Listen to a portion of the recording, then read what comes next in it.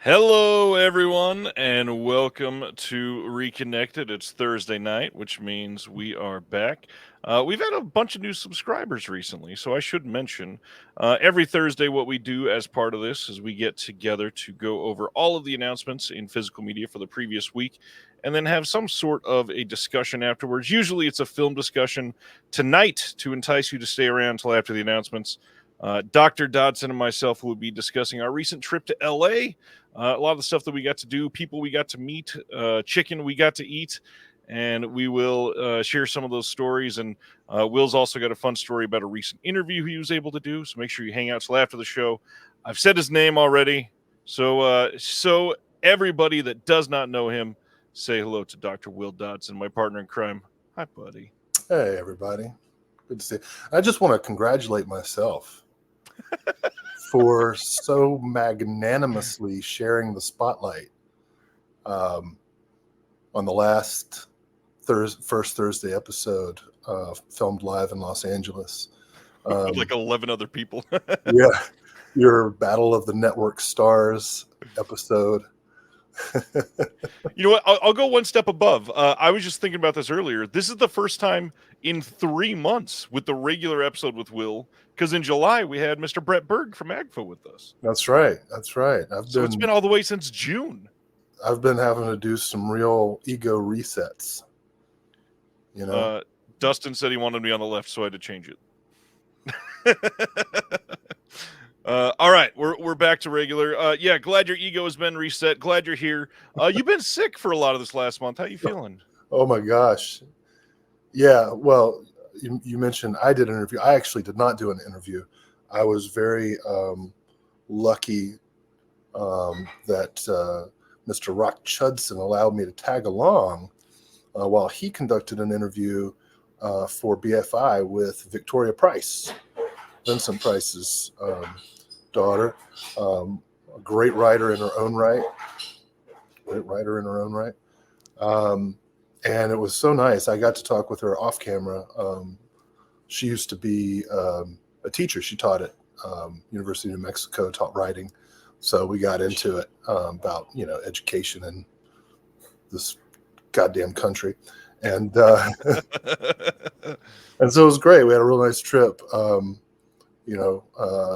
Chudson and I went to Orbit DVD.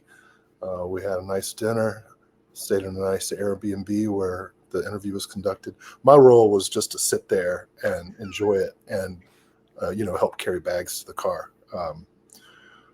But I did get COVID. I'm so glad that Sky picked right now to drop all of the dishes. Yeah. I'm noticing that. Got a lot of noise going on in the other room. Oh, man. Well, on that note, glad you're here and looking a little bit better. We've spent a lot of time together over the last week and a half virtually. So I can say this is much better than it was a handful of days ago. Now, hold on. Before we get lost in our conversations, first of all, D. Cinder, did I fall asleep on camera? No, you were low energy one of the last times that it was just you and I. Oh, it was because I was on my sobriety journey. That and it was the night before your operation. Oh, right. My procedure. Josie was asking, will you pull her question back up? She was asking which of these we had seen. Oh, yes. Man. I adore Quatermass. Yeah, I saw that a long time ago. But I don't think I've seen any of those other films. So I may have seen Stir Crazy, but Quatermass is amazing. Yeah. So Josephine, those are all now on my to watch list for sure. Speaking of a watch list, you get anything in house recently? These are pickups. Yep, these are pickups. All right. Yeah. It's been a month. Let me grab a couple choice titles that I'm pretty stoked about. Got Synapse's Blue Sunshine 4K. Ooh, nice. Very exciting. That's a thick release too. Jeez. Yeah. These are so recent that haven't even unwrapped them yet. But Eureka had a sale. Yeah, they did. Got John Ford's The Sun Shines Bright. Lesser known John Ford. Billy Wilder's 1, 2, 3. Nice. Very good. Very good. Got Sonny Chiba, the Beast Fighter. One of these three is not like the others. That's all Eureka. Let's see. Got the Mondo bundle there, the Warrior and the Max Pecos collection. And this just came today. Revolution in 35 millimeter. The new book edited by Andrew Nett and Sam Deegan. So check it out. Get your copy. That is the first time I've seen somebody receive it. Nice. Yeah. Oh, and it's a very handsome looking volume. Very handsome volume. Looks like it. A lot of good stuff in there. This will make a nice, if you picked up your copy of The Sweetest Taboo, as I hope everybody did, you can cleanse the palate of dead children with dead revolutionaries. How about you? What'd you get? A few things in. Speaking of this country, like you mentioned already, Oscilloscope sent an email to their subscribers and said, hey, just for being subscribers, we're not going to charge you one of your titles from your subscription, but we're going to send you this film called God and Country because there's a lot of misinformation in the world right now. And this is a recent documentary, and we think you might benefit from it. So they just sent it to everybody that's a current subscriber for free. That's a pretty big move from a boutique. That's really nice. How's the doc? I literally got it today, so I can't tell you if it's good yet. But it says, from director Dan Partland and producer Rob Reiner, God and Country looks at the implications of Christian nationalism and how it distorts not only our constitutional republic, but Christianity itself. I wasn't sure from the cover whether that was like anti-Christian nationalism or pro-Christian. Right. Also in from Imprint, this just got here, this beautiful box. Smoke and Blue in the Face with one Harvey Keitel. Nice looking box as usual for Imprint. Lots of special features. All kinds of stuff on these that are new. This looks like a really great set. Keep in mind, Kino is releasing both of those in the U.S. here in the next couple of years. So please, I say next couple of years. We just don't know when it's coming, but it is coming. And then that last thing that I got in the mail this week is probably the thing I'm most excited about because I love this art. And it's the newest issue of the Physical Media Advocate. Oh, that looks great. This is the brand new September issue. We got Happiness on the cover. Lots of great stuff this month. Stan finishes up his epic, 35,000 word piece on Laurence Olivier. We've got a piece on why you should hold on to older editions of Physical Media sometimes from Jason Kleberg. We've got a birthday piece on some really great people. Obviously, we've got Sophia Loren as one of them, and because they happen to be born in the same month, it was also with Marcello Mastroianni, and so Rachel Belwar wrote on both of those. There is some puzzles in here. There is an exclusive interview with the guy that wrote the Apocalypse book that I believe has been on the Severin website for a couple of their sales. And that book is called World Gone Wild, and the director is David J. Moore. I know I'm biased, but I feel like it's a really great magazine. We've got 2 more stores we're going to be announcing in the next couple weeks that it's going to be carried in the U.S. and maybe another country again. So we'll talk about that soon. And that's it. And, it really does look great. And I promise one of these days I'm going to read it. Speaking of birthdays, you know whose birthday it is today? No. Werner Herzog. That's right. I got the email from Shout. Yeah. 82 years old today. Yeah. Not too bad. Maybe we'll fight a bear in celebration or eat something weird. Who knows? Well, hey, listen, I know you talked about this in a previous week, but I wasn't on. So I want to Sure. say my last two acquisitions since I was there, a couple of Deaf Crocodile choice titles. Ooh. Della has not had supper yet. And I know, again, you talked about this last week, but in the Moscow slums, very, very proud of the visual essay that we contributed there. And it's a great release. Y'all need, seriously, Karen Shatnazarov, Zero Grad, Assassin of the Tsar. I hope to see more of his films released by Deaf Crocodile at some point in the near future, because he's a fascinating filmmaker. And involved in most film too, so he's very tied to a lot of these films and other films from the country, and involved in all of the Deaf Crocodile releases of his stuff so far. Very proud of that essay. Glad people are able to see it, and that's still available for order from Diabolic and from Orbit and pretty much everywhere, I believe, at this point. Oh, is my mic still working? I accidentally unplugged it. It is. Sweet. The next big question: what have you been watching lately? I actually saw a lot of good stuff. So while I had COVID, it was kind of a bad case. It lingered quite a long time, and of course, my brain just was not working. So, perfect time to watch like all of the Lonesome Dove miniseries, which are great, So the original Lonesome Dove, I saw Comanche Moon, and then on Tubi I watched Streets of Laredo. I did not watch Return to Lonesome Dove. That's not canon. Next up will be Dead Man Walking. So enjoyed those. I mean, Robert Duvall, Tommy Lee Jones are fantastic in that series.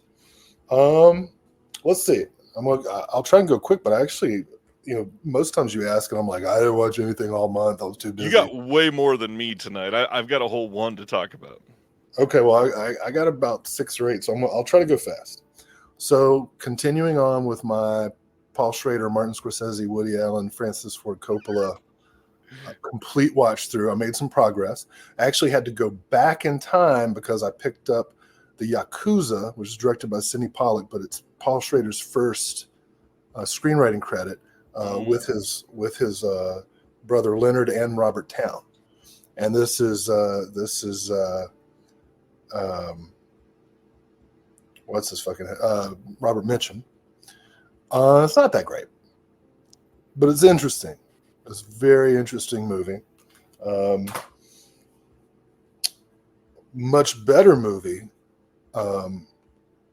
Connie's release of Man on the Brink, which is awesome. Awesome. About a cop in deep cover. That's all I'll say about it. Nice. Oh, yeah.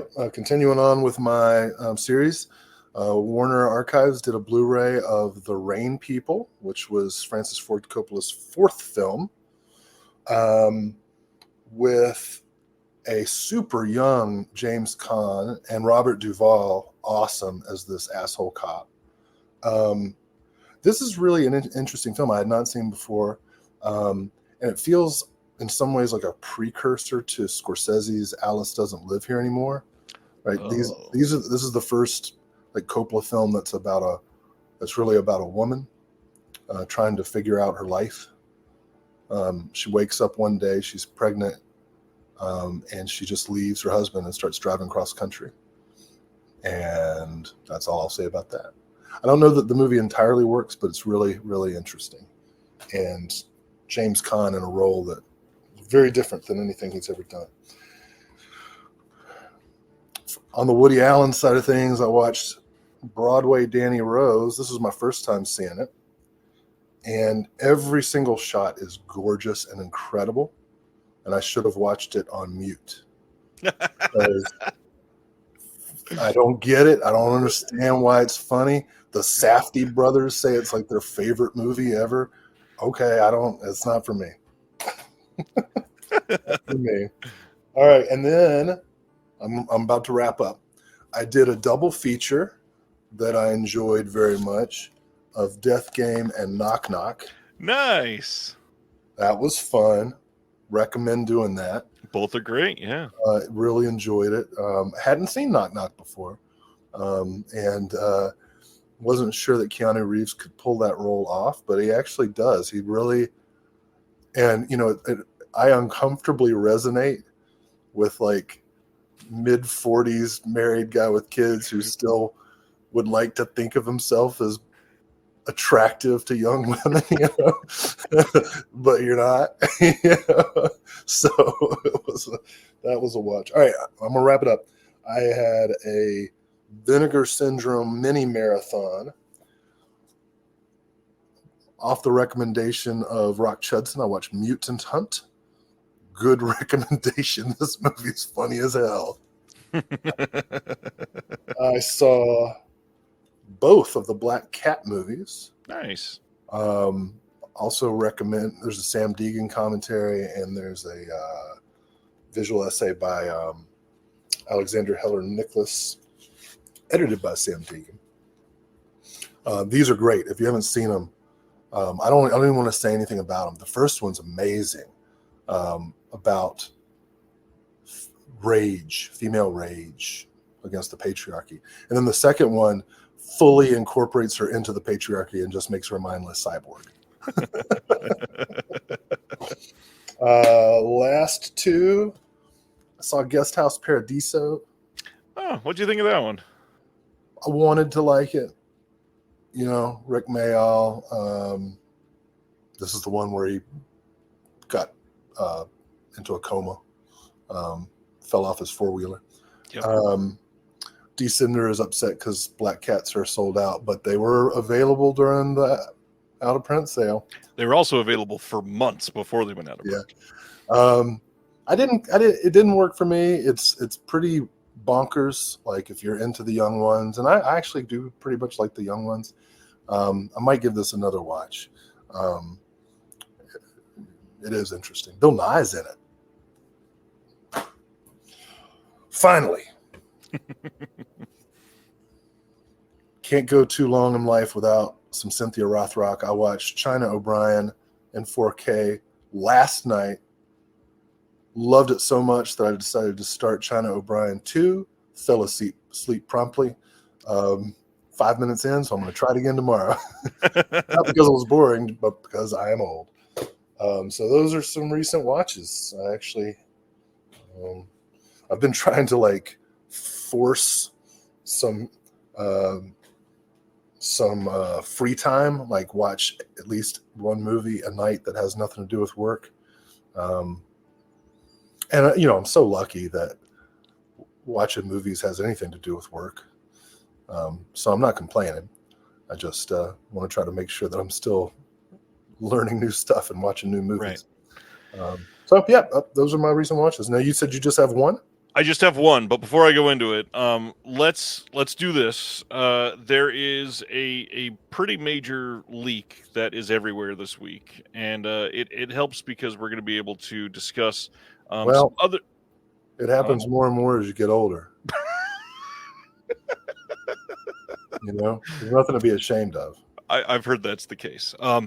So earlier this week, somebody noticed some art on an artist page that has done packaging art for some of these boutiques before of Michael Mann's The Keep. And when you clicked into the art, the URL actually said Michael Mann The Keep Vinegar Syndrome Blu-ray. And he promptly took that down before it could be seen by everybody. And then after that, there is another page that does some physical media news and all that. And they went to somebody involved with the film and asked him if it was happening. And he said, yes, I did an interview for the release. So it appears that what? So, that movie Fletch? You sound like Chevy Chase on the telephone. I'm going to try to fix it while you talk. I don't know what's happening. It only happens on this show with you. It's working now. I get, it's me. So I have no idea what leak you're talking about because I couldn't understand what you were saying.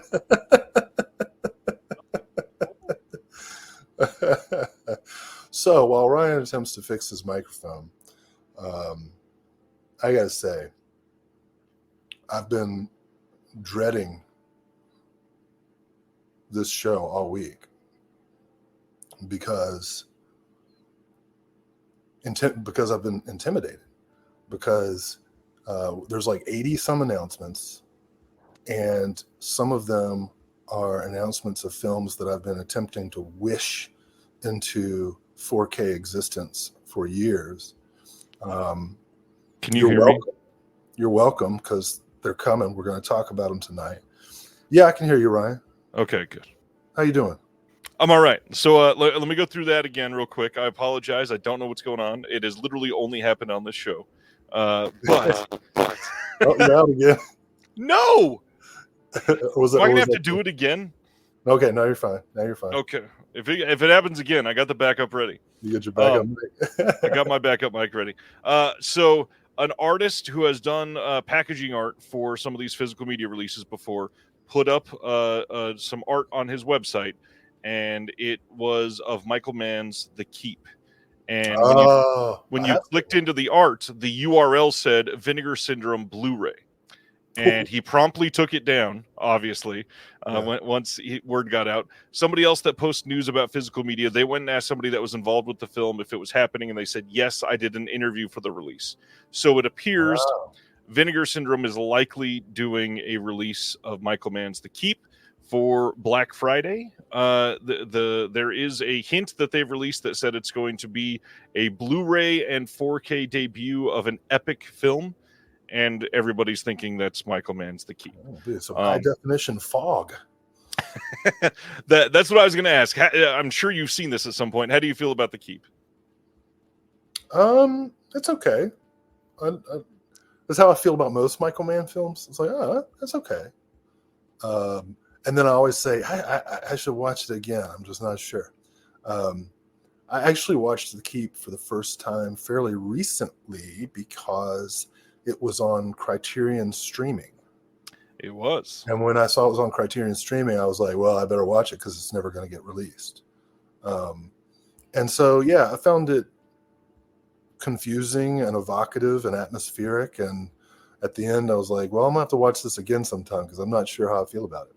So I guess if it's in the subscribe, it's probably going to be some like new label, VSQ.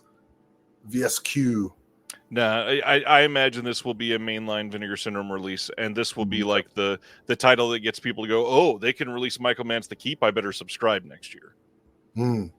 Well, if in fact this is true, right? If in fact this allegation is true, then I'm glad to hear it on such a reliable YouTube news source. I do have pictures of the artist page because I wanted to make sure that I had the proof myself before I said anything. Now, there was a board game, wasn't there, based on The Keep? There was, actually. It's the only Michael Mann film to get a board game. Yeah. There's no Heat board game. No Thief board game. I mean, Ferrari could work. Yeah. I'd like to see a Manhunter board game. Well, maybe who knows? Maybe the board game will get released. Maybe it'll be a premium. So yeah, that is the Vinegar Syndrome rumor at the moment. That is likely going, now that it's been leaked and pretty much everybody has talked about it. It's already about to be the Black Friday flash sale pre-order later on this month, and I bet that's going to be a title they reveal now. It saves them making it a secret title, and this will get people to be all excited about the sale. They'll get to cover up the leak. That's probably why they haven't said anything. They're going to talk about it in 2.5 weeks anyways. Leaks, the worst. The movie I watched is from 2 years ago. It is a film called Candyland, and this got a Blu-ray release from MVD Visual, and this is a what's the best way to sum this up? A sleazy lot lizards movie about a group of 3 or 4 people that are sex workers at a truck stop. And in the very beginning of the movie, somebody is assaulted, and there's some other stuff that's going on. Somebody discovers a dead body, and somebody that is from a local religious group recognizes that they're doing this at a truck stop, and they come up and ask to pray for them and do pray over them. And somebody escapes from that religious group to come stay with the lot lizards. And then, of course, weird things start happening. And Weird things start happening. Yeah. It's decent. I think it was decent. I would not be surprised if people hated it, but at the same time, it was pretty interesting. I thought it was pretty damn entertaining. There's way more kills than I expected. Okay. There's plenty of nudity. It wasn't terrible acting. I like nudity. Yeah, it was pretty decent. Does that come with a board game as well? It doesn't come with it, but if you buy it on the side, it makes for a much more enjoyable night. I love that we were talking about board games right before I said I watched Candyland.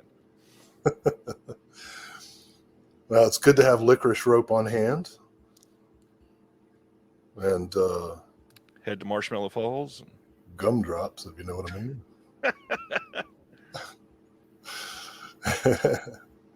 We are getting a question from David on Twitter. Says, do you think we will get some more 20th Century Fox movies from Disney on 4K? I think inevitably we likely will get more. Will we get a ton? Probably not. Definitely not. How are you feeling about 20th Century Fox? You think we're going to be getting some more of those? Have you paid attention to those? Cool. That's not my role. I'm so glad you're here for that. I don't even know what you're talking about. I think they're talking about some of the Touchstone pictures that were announced recently with The Sixth Sense and Signs from M. Night Shyamalan. Wow, can't wait. I really can't. Well, genuinely can't. But I know one that Will's excited for. Let's get into announcements, because our first one to talk about tonight is this beauty. That's the first thing. Wow. This is the very first thing. They announced this during... You go to Candyland and shoot your wad immediately. They announced this during the show last week, or we would have covered it last week. So Imprint announced 4 different 4K releases all through last week, and this was the final one. This is coming on November 27th on 4K, and it is 1984's The Never-Ending Story.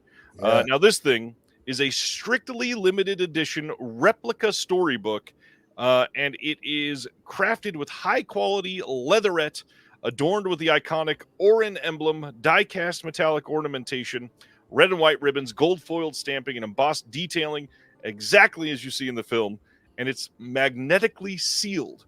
Now, it is bespoke.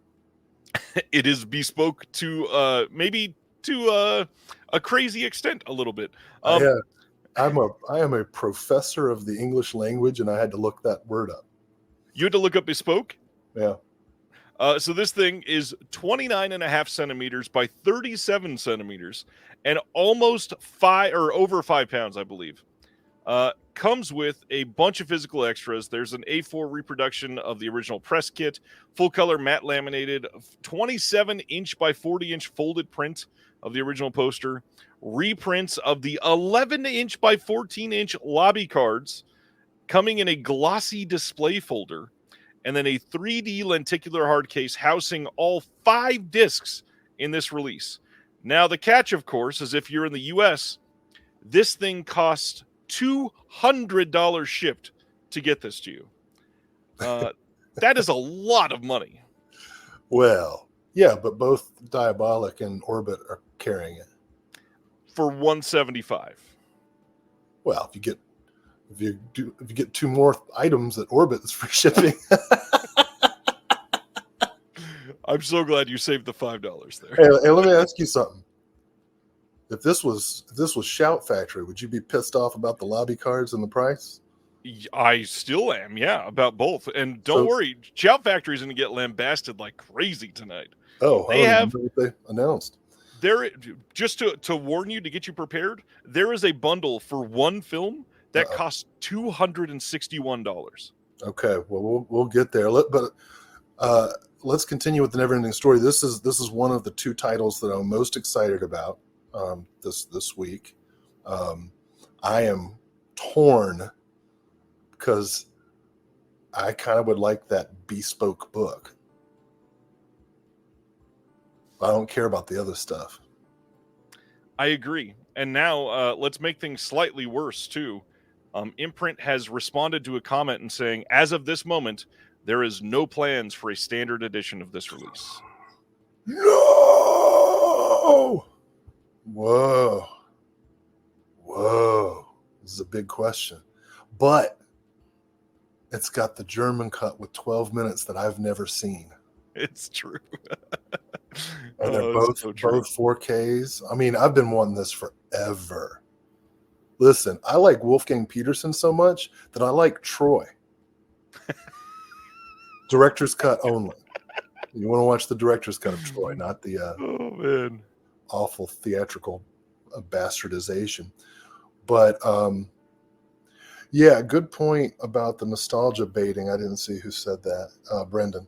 Good point, but golly, if there were going to be any movie I'd get nostalgic about, this would be it. You know, to hold the book in my hands and say, they look like big, strong hands.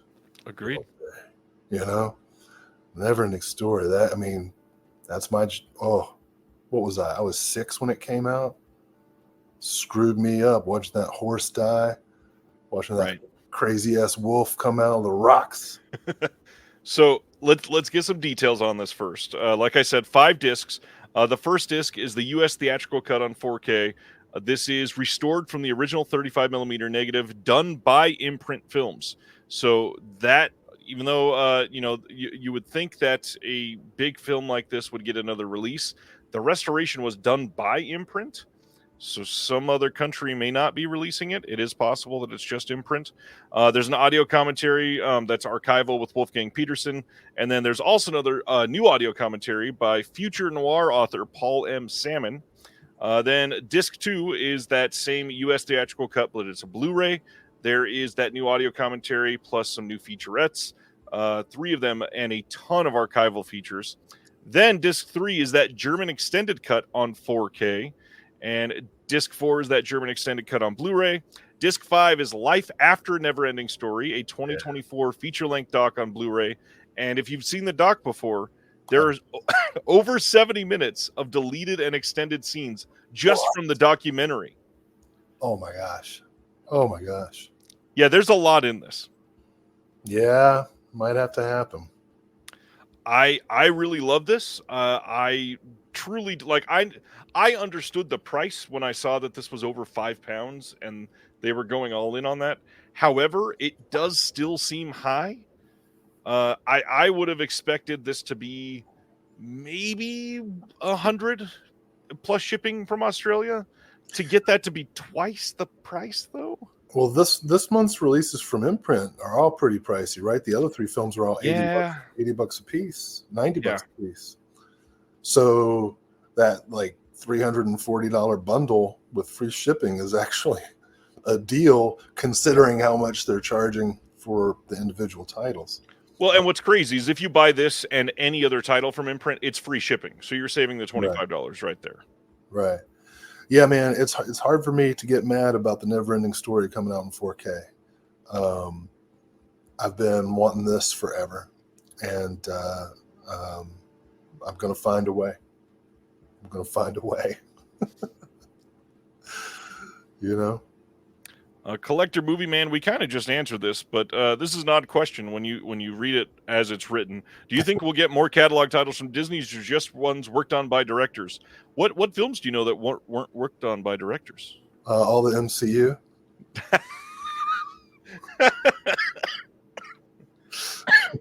Damn, shots fired. Well, I mean, they have directors credited. Right. Right. But and the shows in particular didn't have it. That was pretty funny. Erica says, I'm dead inside, so nostalgia rarely gets me, but I'd pay $200 for a deluxe release of Stand By Me if it included an actual dead body. Oh, well, somebody get Erica to produce that disc. I think she'd be the perfect one. Yeah, fully agree with Dustin here. I feel like a US 4K of this will come. It won't be a 5-pound replica storybook because we never get anything like that, of course.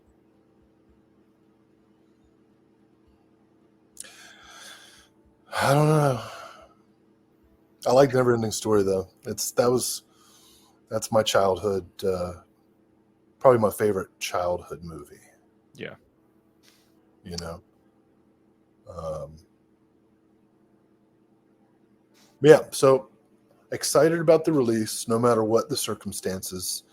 We know that it now exists in a format that it deserves, and whether additional versions come out in other territories at different prices is kind of a moot question. Likely it will, but this one will be the one that has all the goodies. If you like, 5-pound fake books. Can I keep my weed in there? That's the question. And it's magnetically sealed, so it's safer. Yeah, is there a storage area? That's Craig says all the imprint announcements are crazy expensive this past week. Will any of the others get standard editions? I was thinking about this when they were so quick to say at the moment there's no standards planned. I wonder if that's because this is 5 discs, and how do you do a standard of that without? I mean, they're definitely it can't be a 5-disc standard release. Clearly, they can't send out a regular case with all 5 discs and charge like a standard amount like they normally would. TV shows do that all the time. Yes, TV shows do. For them doing an in-house restoration and to be able to make money on it and everything, they would likely have to limit it to either just the 4K discs or just the Blu-ray discs, and then probably omit the dock altogether. I don't understand business. I get it. Obviously. I get it. Anyways, yeah, I like this release. Well, I'd love to have it. Can I spend $200 on it? Definitely not. That's about what it is at the moment. If I spend $200 on a movie, it's because I am making the movie. And 200 is still your max. Yeah. Oh, you know what? Sometime maybe we can do this through Patreon. But I did make a 30-minute zombie movie with students called Toddler's Attack. Erica, kids die like crazy in this movie. They turn into zombies and they are killed. Not as graphically as any of us would have liked, but they're real children being killed in the movie. And I should probably show it to some select group of elites. That would be fun. Yeah, well, we'll do that. Let's carry on to some Arrow announcements. First up, on November 11th in the UK, November 12th in the North America on 4K and Blu-ray, Invasion, or The Invasion, from 2007 with Daniel Craig, Nicole Kidman. This one is going to have some new visual essays and a couple of other new things on here, some archival featurettes, new audio commentary by film critics Andrea Subasati and Alexandra West, co-hosts of the Faculty of Horror podcast. I've never seen this one, but from what I read, a lot of people do not like this movie. Have you seen this one? It did not get good reviews, and I see it's being recontextualized as being prescient about like the pandemic or whatever. So I can't speak to its quality because I just didn't see it. I would watch it because any version of Invasion of the Body Snatchers is probably worth checking out. Oh, nope, never mind. Wonderment Project says it's not good. The worst invasion. I'm partial to Abel Ferrara's Body Snatchers, written by Stuart Gordon, myself, which was made for about $200 in comparison to Invasion. So maybe I'll just watch Body Snatchers again. Yeah, I agree with Ronnie here. I don't remember this ever being announced, being in theaters. I I don't recall it. remember hearing a damn thing about it. Yeah, I recall its theatrical run. I just didn't. I just didn't. Next up from them is At Close Range. This is getting a Blu-ray release in the UK on November 4th. Should be noted, this has had multiple boutique releases over the last couple of years. This has a brand new audio commentary from Adrian Martin on it. We've got some archival commentaries on here, some new examination of the film's score, and of course, as usual, you got 6 postcards and a booklet with new writing by Barry Forshaw on this. Good movie, great cast. It's the second movie. I'll probably check that out. You know, of course, my favorite James Foley film is Fear. It's a good movie with Marky Mark. Nothing else. Good movie. It's the best. See you later, Kyle. Thank you, Kyle. Brian says this one's pretty good, so that's a good take. All right. Moving on to our next one, Elvira, Mistress of the Dark, gets a 4K release on November 11th in the UK and the 12th in North America. This is the exact same as the Blu-ray release, just on 4K. I don't remember the booklet looking like this, but it is identical from what I can tell. Good release. Glad it's going to be out on 4K. Best it'll ever look, I'm sure. If you don't have the Blu-ray, this is the best chance to pick it up. Is this one that if you already have the Blu, you need to get the 4K? I would bet probably not. But if you're somebody that always has to have the best, hey, you got another option here. I would have assumed they'd remaster it in 4DD. Yes, Will. Yes. That wasn't very funny. No. She got big boobs. That's what I'm saying. Yes. Anthony held out for a potential 4K. Happy camper. Watched it a lot on TV. Yeah, this was a big one for a lot of people. I love Elvira.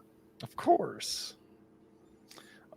This is a pretty big one. November 18th in the UK, November 19th in North America. A Blu-ray release from Arrow of Tomi from 1998. This is based on the smash hit series by Junji Ito, who also did Uzumaki. This is a creepy supernatural chiller and directed by Ataru Oikawa, I believe is how you say his last name. And this one is going to have a new audio commentary by critic and Japanese cinema expert Amber T. New interview with the director on here. New interview with the actress Mami Nakamura. New interview with the producer Mikihito Hirata. And then we got a booklet in this with new writing by Zach Davison and Eugene Thacker. And I am all over this one. Well, I'm not going to get all over it, but I'll probably pick it up. Yes, absolutely have to be. This is a movie that's been on my to watch list for a long time, but I've never seen it. I like Uzumaki a lot, though. I think you will love this. Yeah, well, I'd like to see a 4K of Uzumaki as well. Chop, chop, please. We did get a Blu-ray release of it at least. We did? Yeah. Was it still in print? Yeah, it should be because it only came out a little over a year ago. What? I believe. Must have been on one of your other shows. I may be wrong here. I got the whole manga. Oh, sorry, 2 years ago. Is in print right now. Came out from Discotheque. Oh, yeah. I appreciate what Discotheque does, but I should like some features. Yeah, I agree with that. I agree. That said, my brand new copy of Sex and Fury is lovely to behold. They get a lot of titles that nobody else would release. That is for sure. Well, everybody should release Sex and Fury. There should be a different 4K edition released each month by every boutique. Yeah. Well, I actually have 3 copies. I have 3 copies of the DVD edition of Sex and Fury because in case one breaks. How was that within arm's reach? That was amazing. Well, Sex and Fury is always within arm's reach because I never know when I want to watch it. It's a great movie. Norifumi Suzuki. Seen this question a couple times tonight. Do we think physical media prices will go down anytime soon? This person is saying ever since Best Buy left the physical media arena, prices have skyrocketed.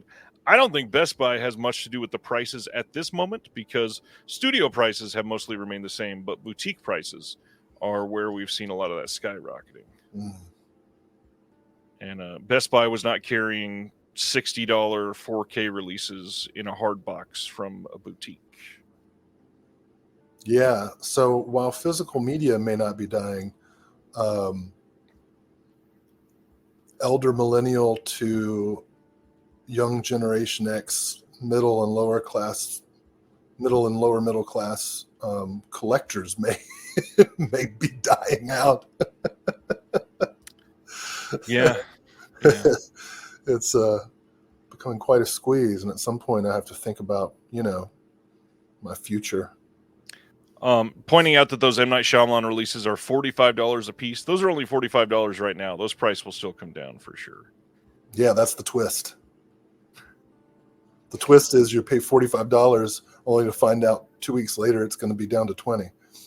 Kind of like when you watch an M. Night Shyamalan movie and it starts out and you think this might be a good movie, and then the twist is it's not. It's too bad that you're on the other team there, Will. Let's talk about. Are you Shyamalan me? I am, because I love Shyamalan. Okay. Let's talk about the biggest possibly Arrow announcement of We can this have month. different opinions. Oh yes, this is one I've been wishing, like to Santa Claus and Jesus, and all the other pantheon of gods for this movie to be released. And I'm so excited. Go ahead. This next one is a big deal. I am so stoked to be able to see this finally. We've got November 19th in North America on a 4K and Blu-ray release, A Simple Plan from 1998. This is the Sam Raimi film starring Bill Paxton, Bridget Fonda, Billy Bob Thornton, and this is simply a great movie. This is the first time legally that it's been out there like this, and I'm stoked on it. We got audio commentary with Glenn Kenny and Farron Smith Name, new audio commentary by Patricia von Brandenstein with Justin Beam on there as well, new interview with the cinematographer, new interview with Becky Ann Baker, new interview with Chelsea Ross, on-set interviews, and then a collector's booklet with new writing by Bill Jabiri, and an excerpt from the book The Unseen. And this is a big deal that this is getting released. Yeah, this will probably sound heretical, but it is my favorite Sam Raimi movie. It's understandable. That's understandable. Yeah. How do you feel about the art on this one? Appropriate. The opening scene, I think really, I love Danny Elfman's score. It's one of my favorite Danny Elfman scores too. And Raimi showed that he could handle drama and tension. Well, I mean, we knew he could handle tension from the horror films, but what I respect, not every Sam Raimi movie is good, but I kind of like him as a almost a pop version of Kubrick, in that he experiments in every genre. It's like, I'm going to do one film in every genre. He even did a Kevin Costner baseball movie that kind of sucks, but every now and then there'll be a camera shot and you're like, whoa, that's Sam Raimi right there. He's done superhero movies. He's done fantasy. He's done, drama, thriller, slapstick, comedic noir with Crime Wave. Just did a little bit of everything, and I'm excited because now he's working on a new horror movie, right? That's the rumor, yeah. It'll be tough to top Drag Me to Hell, which I also enjoyed quite a bit. Good movie. GI, it was decent, but yeah. So Simple Plan. Bill Paxton is so great. Billy Bob Thornton is great in this movie. Bridget Fonda is great in this movie. Great twist. It's sad. It's a sad movie, and I like that. When I saw it in the theater, I came out of the theater feeling bad, and I liked it. This is definitely a movie that makes you feel a lot of things. Yeah, I don't feel a lot, just in general, at this point. So when something can make me sad, I'm happy about it. Terry says definitely top tier Raimi. Looking forward to the 4K. Stefano says Billy Bob Thornton's greatest performance. Well, I don't know. One False Move is pretty great. Billy Bob Thornton is one of the greatest comedies in history with his performance in Sling Blade. Which everybody keeps telling me that movie is not a comedy. What are you watching if you think the movie is not? That movie is hilarious. It is pretty funny. All right, that was Arrow. Going to the next one, October 29th, Kino is releasing a 4K release of Baby Blood.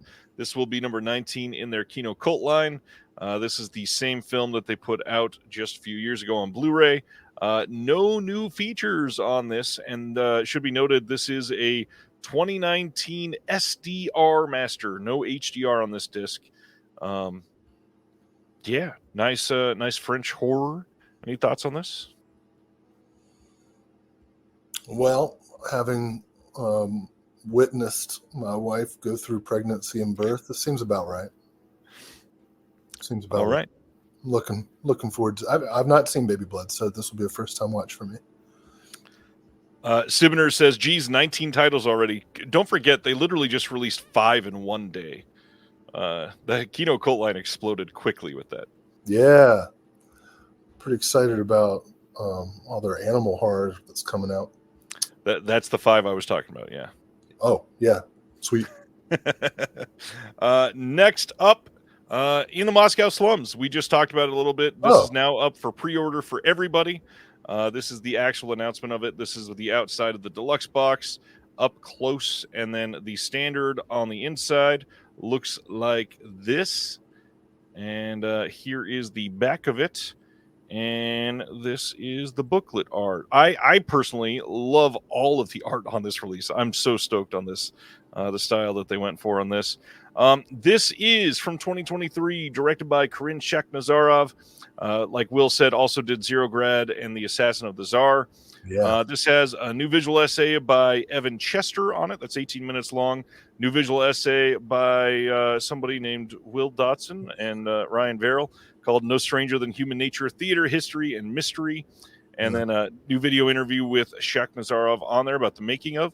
New video interview about the history and legacy of Mosfilm, the studios over there, with the head of PR. And then a 60-page booklet with some new essays in there, one by Walter Cha, one by Peter Rollberg. Great release, beautiful looking movie, incredible colors in this film. I'll say this. If you're a real cinephile and you don't know a lot about Mosfilm, you're going to want to learn a lot about Mosfilm. So this is one of several Shakhnazarov films, as we pointed out, that Deaf Crocodile has released so far, and you learn a lot. I'll say this, obviously we're very proud of our visual essay. Our visual essay ended up being like 22 minutes. Something like that. Right. Yeah. And I cut like another 22 minutes out of it. Yep. That I did not want to cut out of it. And I hope we get to use that material again later because it had a lot to do with history of the early Soviet Union, right, in the fall of the Tsars and the Bolshevik Revolution. So a lot of great history in here. You've talked about the film already. It's really entertaining, but the more you learn about the history that's kind of referenced and in the background of the film, the more interesting and the deeper your appreciation gets.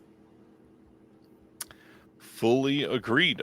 Craig is also saying in the comments, as of this release, there is no longer a 30-day exclusive with their shopper Diabolic, so you should be able to get it anywhere that carries their titles at the end of September.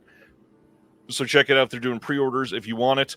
Yes, Silent Mandible. This is in the subscription, and you will love it if you don't have it yet. Dustin says Def Crocodile been hitting it out of the park with their new deluxe packaging. Agreed, it's pretty great. Let's see. Anthony asks if there's cats in it, and I will say, well, it's a Def Crocodile release, isn't it? If Def Crocodile's putting it out, there's a pretty good chance there's a cat in there somewhere. It's greater than 50% at this point. Let's see.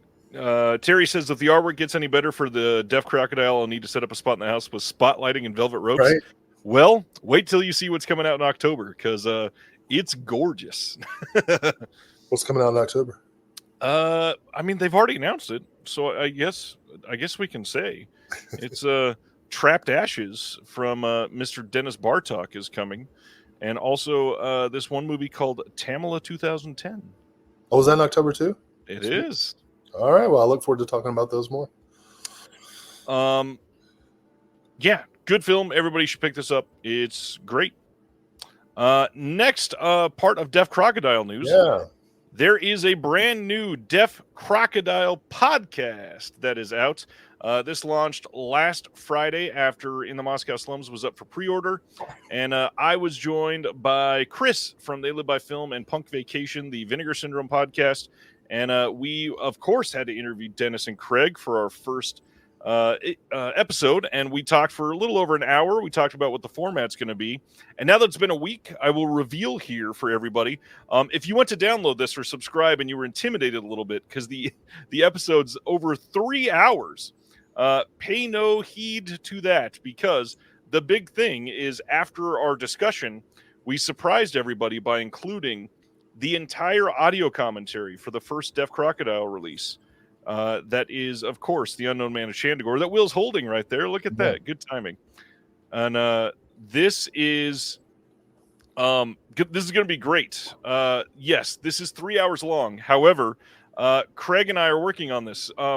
Def Crocodile is all about accessibility for people. And so we want people to be able to enjoy every aspect of their discs. And one of the things that makes it difficult is sitting in front of the TV to listen to a full audio commentary. So we wanted to make sure that we could get these out there for everybody. So we will be releasing one every single month. This was just the first one. There will be a second audio commentary coming soon. And from that point forward, you can look forward to one of those coming at the middle of every month. You can watch the movie before and then listen to the commentary on the way to work or picking up your kids or whatever you need to do out and about, so you don't need to be stuck in front of the TV. Sure, there are going to be some awkward points where they're saying, hey, look at this scene as you're listening to that. But if you watched it the night before, I'm sure you'll be able to think about it. It's just to help you out a little bit. Yeah, I'm super stoked. I have long wanted downloadable audio commentaries, and so this is a great way to get the ball rolling. I hope other labels pay attention. I've tried to get at least one or two other labels to be doing this, and who knows? We might be able to talk about that soon. Okay. Moving on to our next bit of news. Warner Archive started with some title announcements. October 29th, we're getting a Blu-ray of For Your Consideration. This is, of course, the Christopher Guest film that a lot of people have been wanting. This is, I believe, the last one of his to get a Blu-ray release. This is from 2006, and this is the last of the mockumentary films like Best in Show, Mighty Wind, Waiting for Guffman. They do say special features TBA, so it's possible that there will be something coming eventually on the disc, but we'll see. It's rare that they say TBA. But I guess I should ask Will, have you seen this one? Yeah. How do you feel about this one? Because this does not have great reviews. It's definitely the least of the four. Right. You know, I think most people would agree that Best in Show and Waiting for Guffman, depending on your taste, that's 1 and 2. A Mighty Wind is intermittently amusing, but also strangely sad and moving. Yeah. You know, like I actually teared up at A Mighty Wind. And For Your Consideration, I don't know. it's kind of all over the place, and I feel like it didn't quite cohere as well as the earlier films. That said, you're still watching this cast, improvise. Fred Willard cannot be stopped. His character is by far the standout in the film, in my opinion. So yeah, worth a watch. It's not going to change your life. Like Waiting for Guffman and Best in Show definitely will change your life. Yeah. I've not seen this one. I like Best in Show and Waiting for Guffman quite a bit. Mighty Wind was good, but I'll see this for sure. Yeah. Trevin Devers says Eugene Levy is unnerving in Mighty Wind. Oh yeah, that's a good word. All right. Next from Warner Archive is A Man Called Shenandoah, the complete series. This is from 1965 and 66. This is going to be a 4 Blu-ray set, adding up to 863 minutes. This is Robert Horton, Gregory Walcott, John Cliff. No bonus features on this, but pretty great that they're putting some of this stuff out on Blu-ray. I'm sure you're going to love this. Oh yeah. If I'd had a son, I would have named him Shenandoah, just so that at some point he would be a man called Shenandoah. And this guy's got amnesia, and the people are like, well, we'll just call you Shenandoah. That's what we've decided to call you.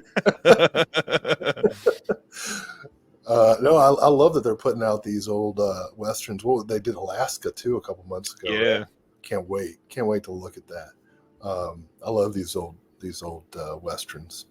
Warner Archive doing pretty great this year. I like television shows and movies in which soft-skinned actors pretend to be living in harsh elements. And rugged. Rugged. They're like, oh, it's hard to live out here. And then cut, and it's like, I need my herbal tea.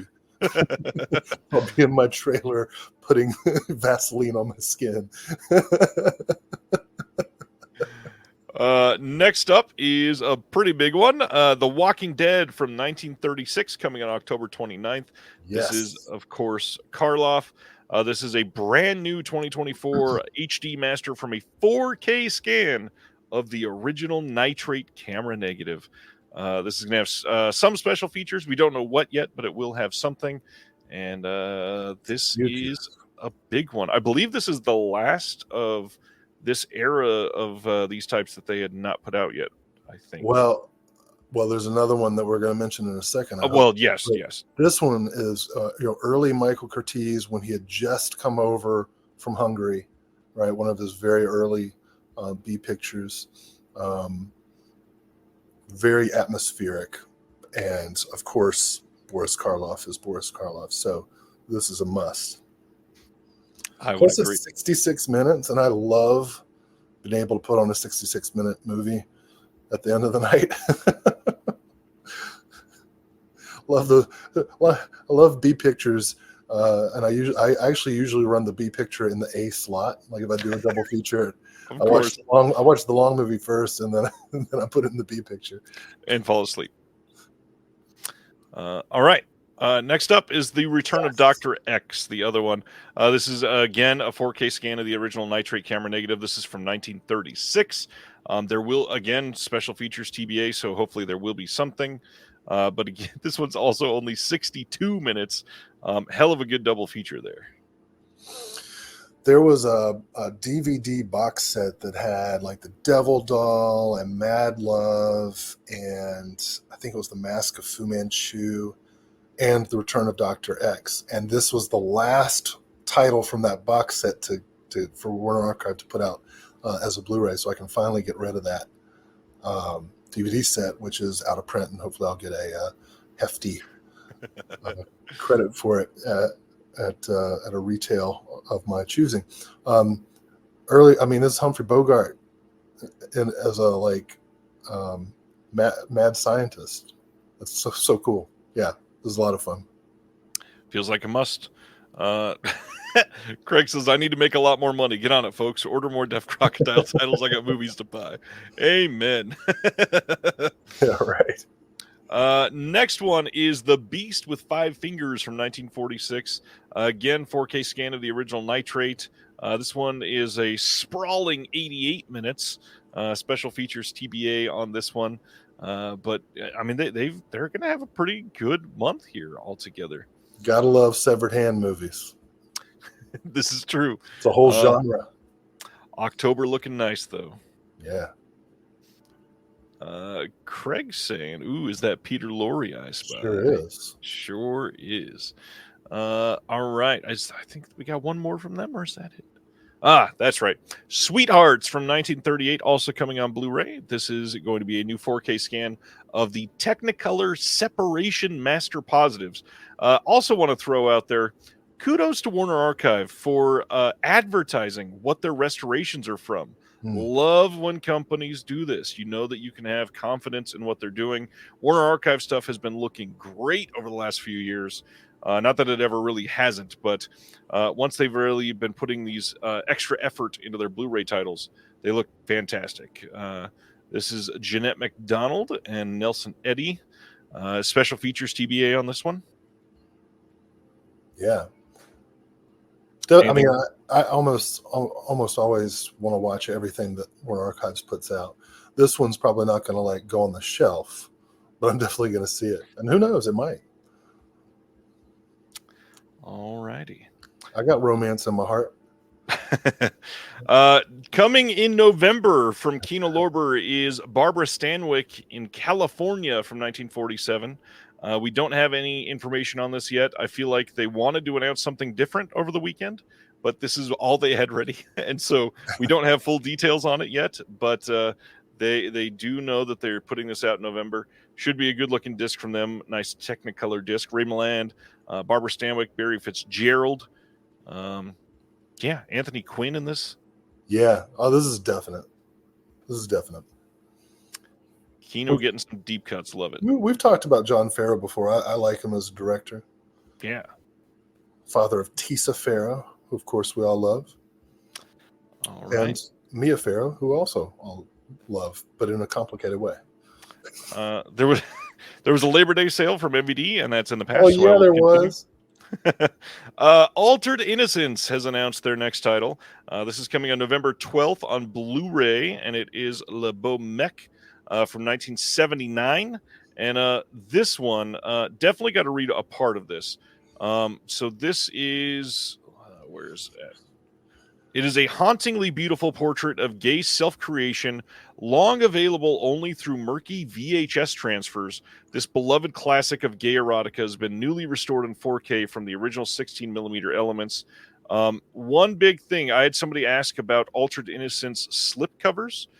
They are only doing it on a case-by-case basis. This one is not getting one, but you can pick this up on Diabolic DVD and elsewhere.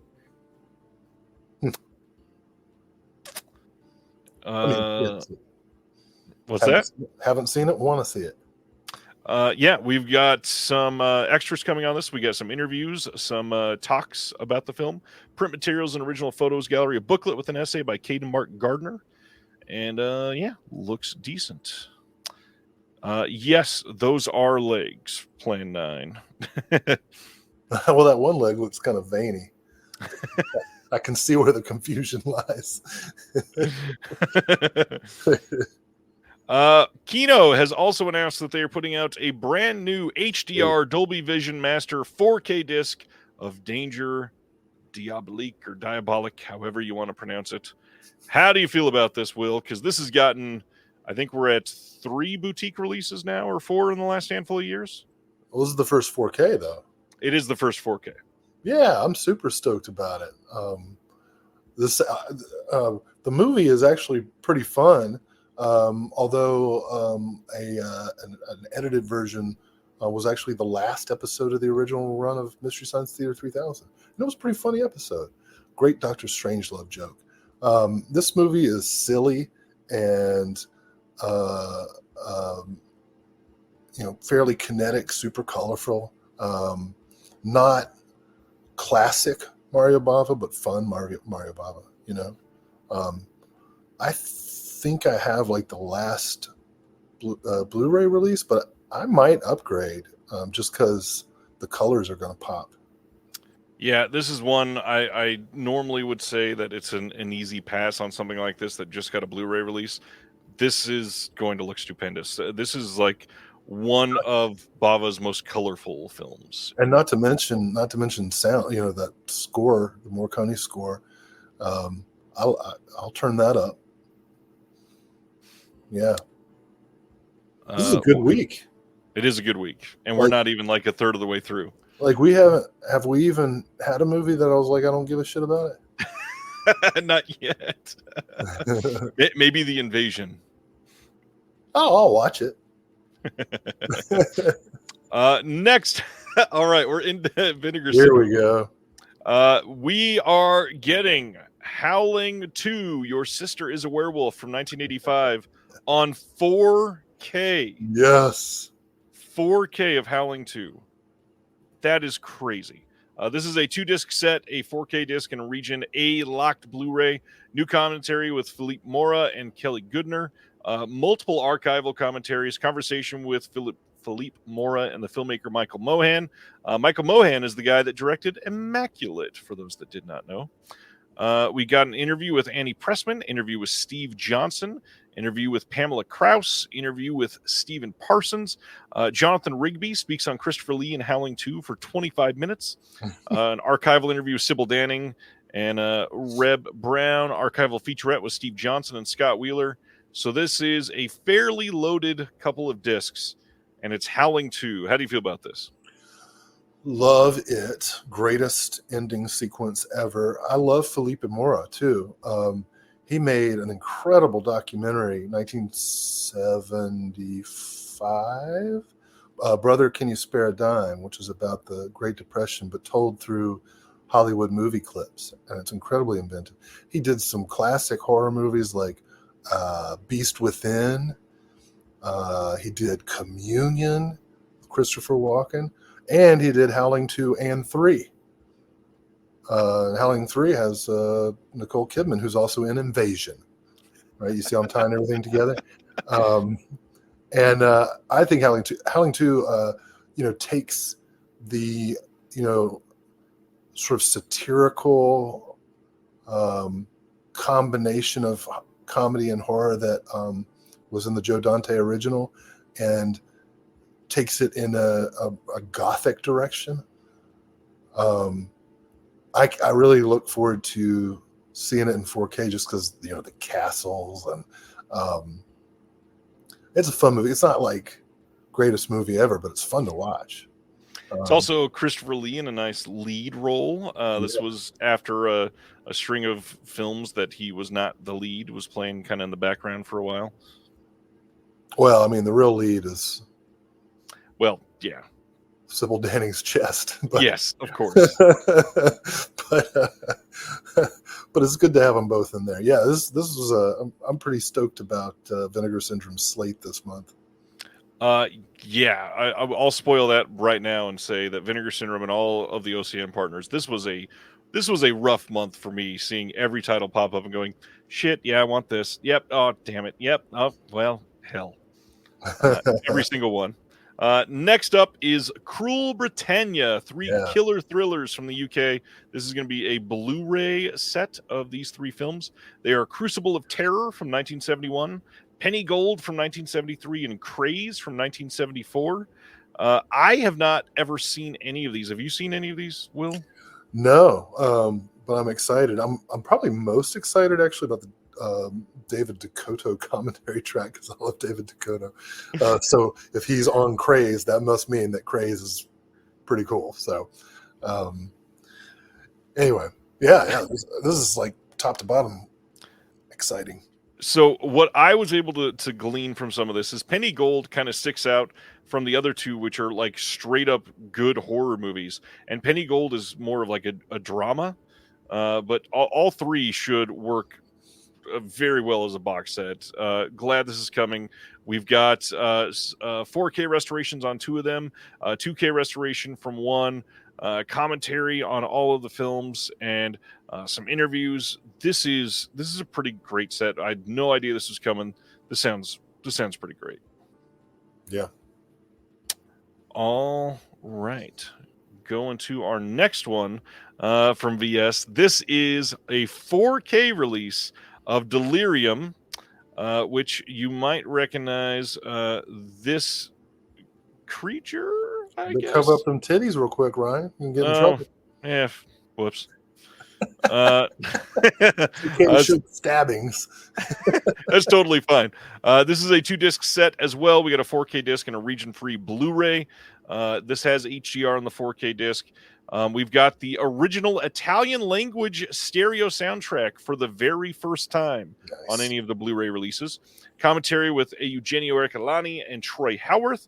Making of documentary featuring a bunch of interviews, including with the director Lamberto Bava. Luigi Montefori, also known as George Eastman, is a part of that. We've got a bunch of other interviews, some archival features that were on the previous Blu-ray releases. This is a stacked release of a really great, super sleazy movie. This is a winner. Yeah, this is my favorite Lamberto Bava movie, which, of course, I'm lying. It's Demons. But I love this movie. If Tinto Brass made a Giallo, it would be this. Wow. Wow. You can put that on the box. That's my pull quote. If Tinto Brass made a Giallo. That would be a really interesting look for him. I kind of want to see that now. I want to see an actual Tinto Brass from 30 years ago, not now. So Sibner is saying apparently this is under 2,000, so I had to go look it up myself. Based on what I found on the website, there are only 1,500 of these slipcovers left, which is wild considering it was printed with 5,000 of them, and this was released less than a week ago. So they've already sold almost 3,500 of these. That's crazy. Well, not when you think about the fact that season 1 of Family Guy sold 4 million. Yeah, we don't want to talk about Family Guy. Success is relative. Yeah, that's 4 days sold almost 3,500 copies. That's wild. Wow. Next up is the next VSA title. This is An Eye for an Eye from 1990. And this is the art for the slipcase on this one. This one is going to be coming with a newly restoration disc from VS that they were supplied the studio master on this. New commentary with Kenneth Borson and Phil Gillen of the Podcast on Fire Network. New interview with the director. New interview with one of action director Ben Kong. There's a new video essay by Sam Deegan on this called Hong Kong Cinema in the Late 80s Between Heroic Bloodshed and Cat 3 Thrillers. And this was written about in the Physical Media Advocate by the Wonderment Project, who is in the comments right now. Everybody should check out this movie, period. You absolutely should check it out. Yeah. Have you seen this one? Nope, but I'm gonna. This one's a definite. I actually think I have all of the VSAs. Pretty sure. So.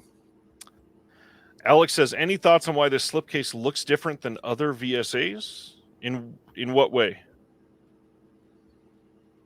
Please expand on your question, Alex.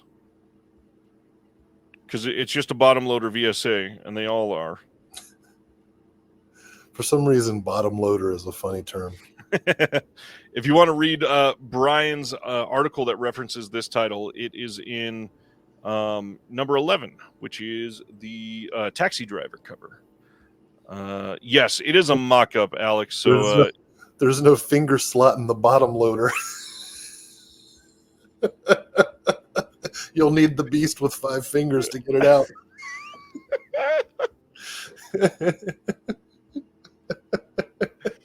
Right after we talked about hiding the nipple, perfect.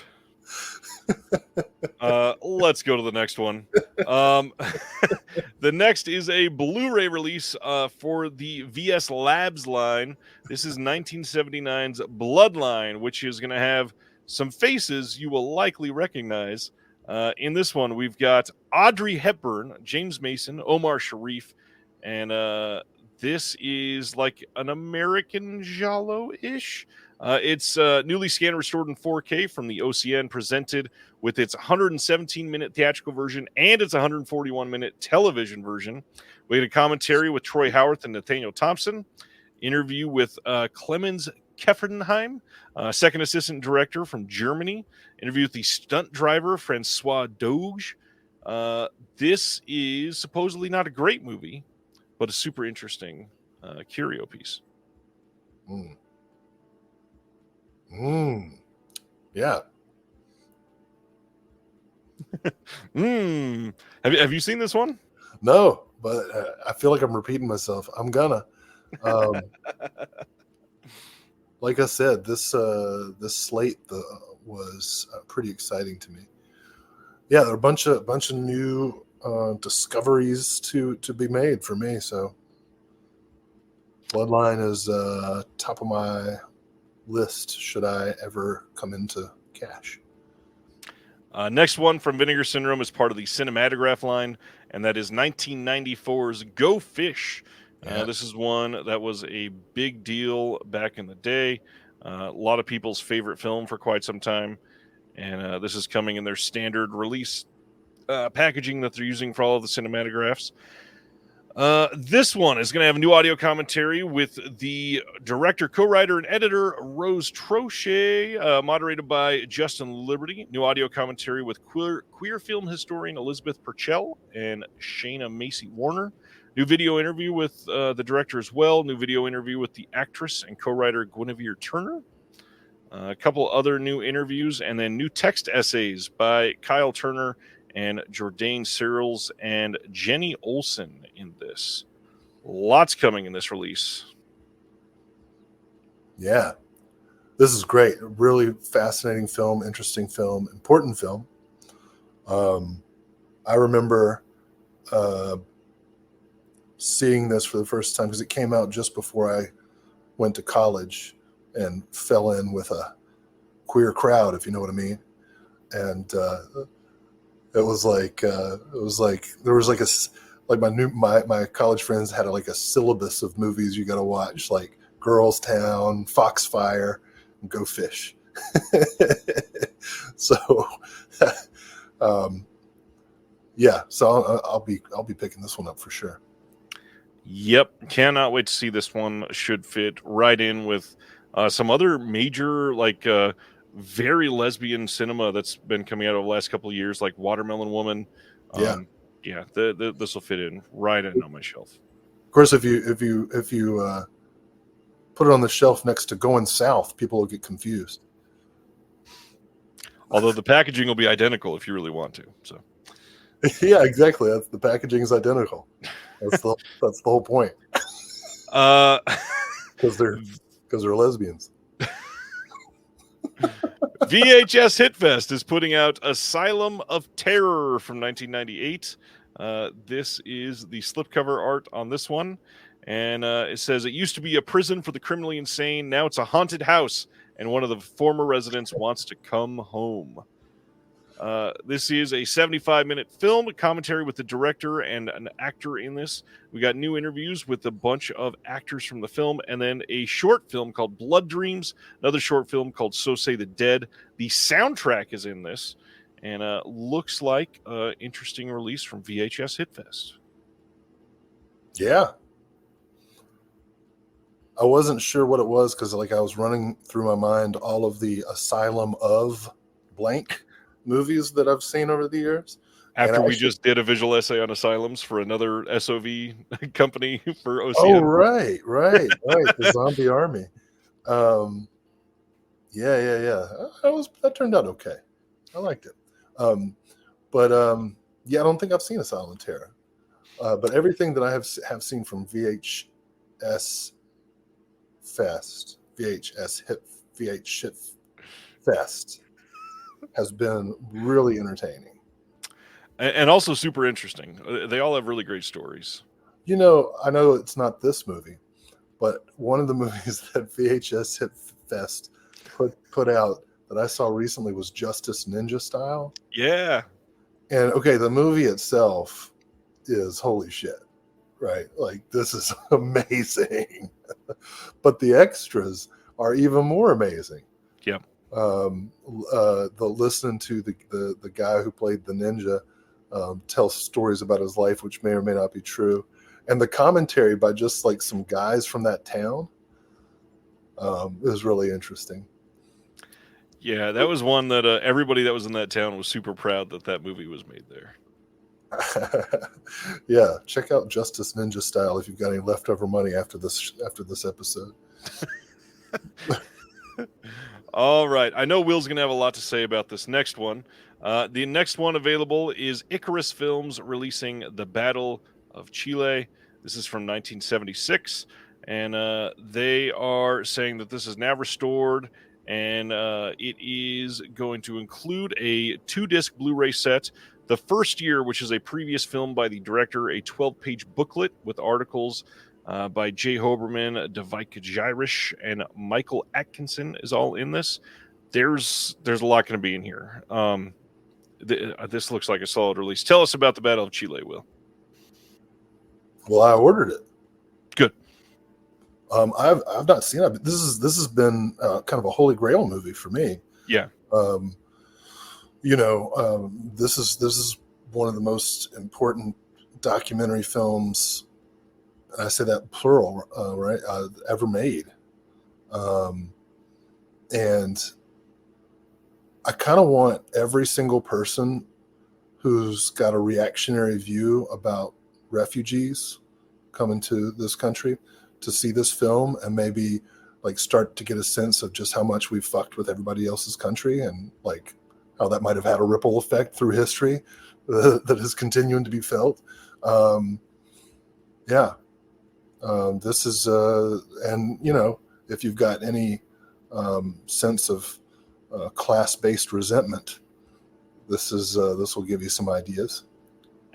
Well said. And I'm full of class-based resentment, let me tell you. Next title is Dark Star Pictures putting out The Becomers from 2023. And this one says, proving love is indeed the strangest force in the universe. Zach Clark's oddball romance follows a pair of body-snatching aliens across America as they try to find both their place within this odd world and each other. Featuring narration by Sparks legend Russell Mael, this freewheeling science fiction comedy is filled with lo-fi effects and the heartfelt, emotionally astute exploration of what it means to find your own kind. This is going to include deleted scenes, a happy birthday short film, audio commentary with Zach Clark and the composer, moderated by Kit Zauhar, isolated music track, and a trailer. And also, if you want to read more about The Becomers, it just had a premiere in New York. And we had somebody on the ground at the premiere and wrote an article about it in the newest issue of the Physical Media Advocates. Check that out. You know who likes to go fish? Becomers. Yes, they are some bottom loaders. I think we're mixing metaphors. Oops. Let's go for the next one. This is one I am super curious about. Enjoy the Ride Records, or ETR Media, is putting out Devi Danger from 2022. This is a music-driven cyberpunk thriller. What? I'm just laughing. I lost my place. About a hard-rocking singer coerced into becoming an electronically enhanced new music diva by her high-tech billionaire patron. This is set in the near future, and her singing voice is used to control and energize the brains of employees that are being used as external processors for the corporation's high-tech clients. This is exploring the conflict between high-tech and high-touch and what it means to be human.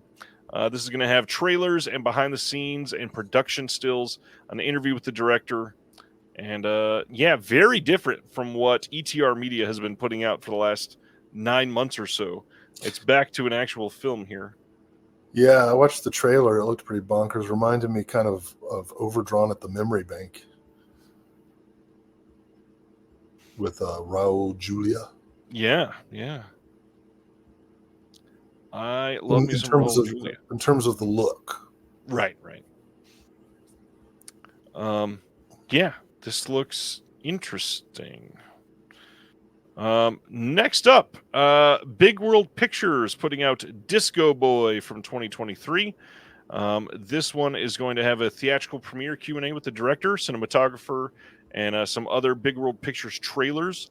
And that is it. This says it's following a difficult journey across Europe. Alexei reaches Paris to enlist in the French Foreign Legion, a selective military corps that allows any foreigner, even undocumented, to be granted a French passport. In the Niger Delta, Jomo fights against oil companies that threaten the survival of his village. His sister Udoka, meanwhile, dreams of escaping, knowing that all is already lost here. Beyond borders, life and death, their destinies will intertwine. I'm very curious to see this one. I don't want to say too much about it for fear of being overly political, but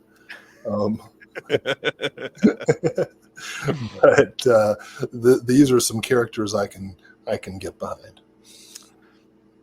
Phrasing. All right. Next up, Memory is putting out Dogleg from 2023. That's a boring back of the slipcover. I don't remember that being like that. Well, I watched the trailer and it looked boring too. It looked like the movie was boring. This is I could be wrong, but I just watched the trailer and was like, well, this one's not for me. This one these people look annoying. This one's going to have a bunch of short films on this, and it is directed by Al Warren. It says amateur director Alan loses his fiance's dog at a gender reveal party on the day of an important shoot. As he struggles to finish his latest project with the help of a New York critic, the pursuit of the lost dog and the chaos of his film begin to blend, and Alan grows desperate for the day to be over. You'll be desperate for the movie to be over. After you watch the trailer, you're going to be like, I'm so stressed out right now. I love that you're trashing a movie you've never seen. I usually don't do that. And, it might be a gym, and I apologize to Memory. I know you're just getting started with this OCN thing. Too bad Carpet Cowboys wasn't announced this week. It'd be fitting the theme.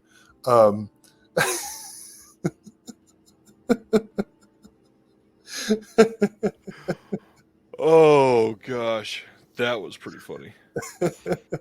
Prequel to Long Legs. There we go.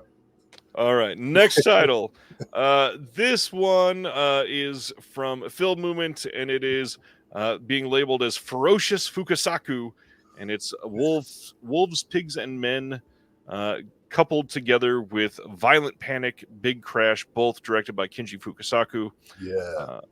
This is going to have a 16-page booklet with film critic Kenji Fujishima, and then audio commentaries by Jasper Sharp and interviews on this. I don't remember. Maybe you do. Was this one that had been previously released by Film Movement, or is this an all-new one for them? I'm pretty sure it's new, because if it had been released, I would have gotten it. That makes sense. And this was a day one order for me. No, this is the first release. That is correct. Yeah.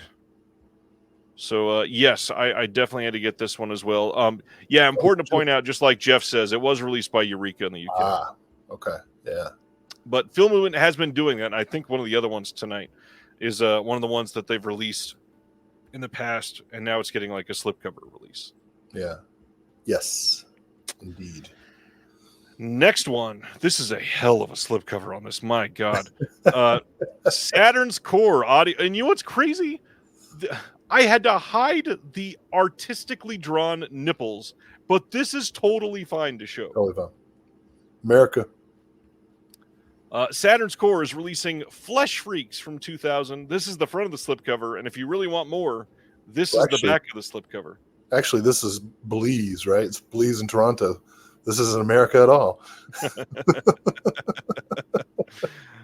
This is going to be region free. There's a commentary with the writer and director on this, an archival commentary, still gallery, outtakes, trailers, and then a bonus movie called Kill Them and Eat Them from 2023. And that movie has a commentary moderated by Justin DeClue. So if you like the Justin DeClue stuff, you might want this.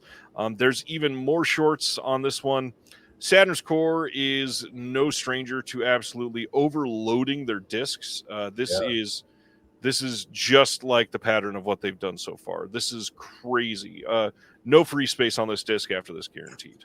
I looked this up to see the trailer, and I think the highest rating it got was a 0.5 star, which for these titles is like a good sign.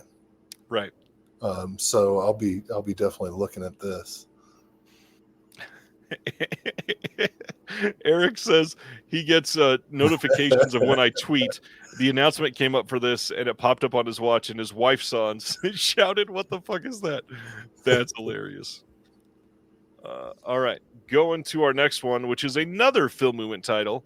This is Hotel from 2004. This is one that I believe they had announced previously, and we talked about it on the show before. I'm not sure if that was with you, Will, but this is the release that we announced, and they delayed it, I believe, so it could be released under OCN. And this movie looks great. The trailer for this looks damn tense. This is a Jessica Hausner film. It's got an audio commentary by Jessica on there, and it's a Region A locked blue. This movie looks very good, though. Yeah, I'm pretty intrigued by as we'll see, the trio of Jessica Hausner films being released this month, and I kind of want to find a way to snag them all. She's an intriguing director. I agree. Next one is one that I had to jump on day one. Love me some Rachel Sennett, and that is Utopia releasing I Used to Be Funny. Gorgeous looking slip on this. This is a dark dramedy that follows Sam Cowell, an aspiring stand-up comedian and au pair struggling with PTSD, as she decides whether or not to join the search for Brooke, a missing teenage girl she used to nanny. The story exists between the present, where Sam tries to recover from her trauma and get back on stage, and the past, where memories of Brooke make it harder and harder to ignore the troubled teen's sudden disappearance. This is a writer and director Ali Pankyu's debut feature. It's both funny and heartbreaking, and it's honest and refreshing look at trauma and recovery and how they affect relationships and communities that shape us. This will have a trailer, behind the scenes, stills gallery, and an audio commentary with the director as well. Yeah, had to get this one. Anything from you, sir? I want to see it. I hesitate because this description is exactly the kind of thing that I would tamp down deep inside and never speak of. Right? Like, that's how I deal with pretty much emotions generally. Right. But like everyone else in the world, I love Rachel Sennett. Right? Sennett. I think it's funnier to say Sennett. It's not, but that's okay. Sennett. Yeah, so we'll check this out. I just want to shout out again, love the front of this slip. I think this is a contender for me for Shelf Shock for next year for best slipcover or best. Wow, way to put your finger on the scales. I tried that last year and it got like 2 votes, so it means nothing. I want to tease to the audience. We've got an idea. All right, continue. That's it. I'll give a little bit more of a tease. We have an idea for next year's Shelf Shock. Okay, now carrying on.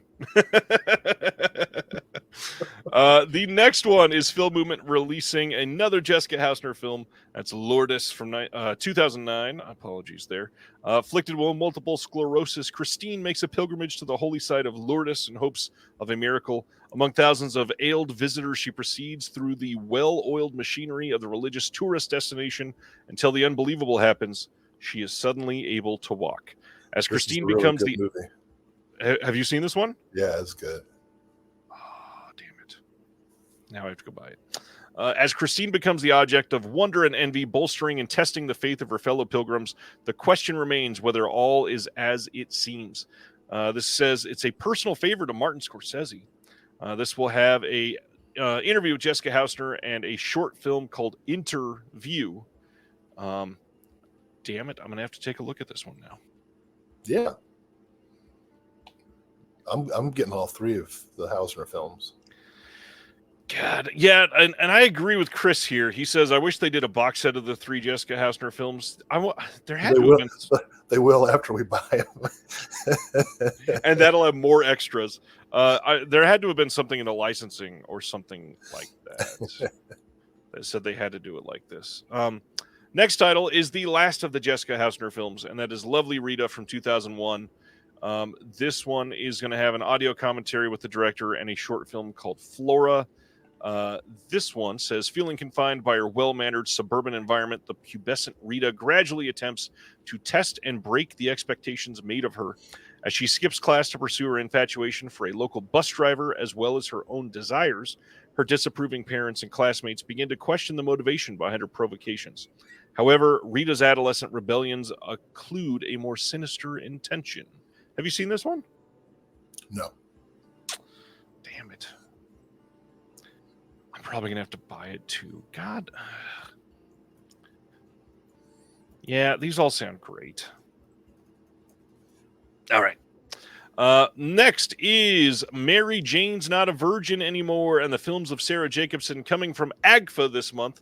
And this is the look at the slipcover. Yes, this was released by them previously on Blu-ray. However, this is a brand new author Blu-ray with new special features. This is different than their previous Blu-ray release of this.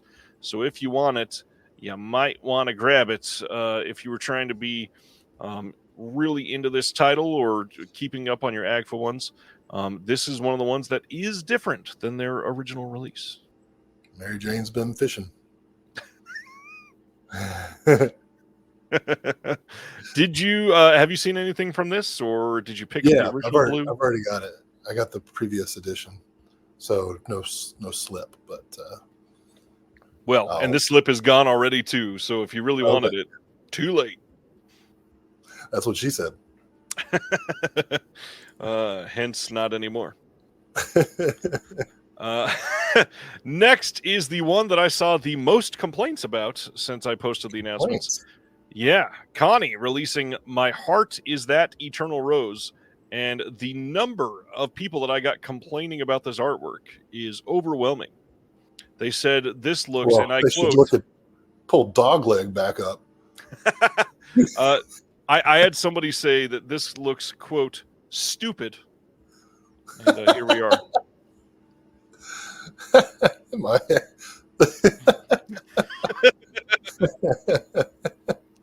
Yeah, I mean, you know, I could see someone saying it looks like it was drawn in like a high school art class by someone who's not necessarily an artist.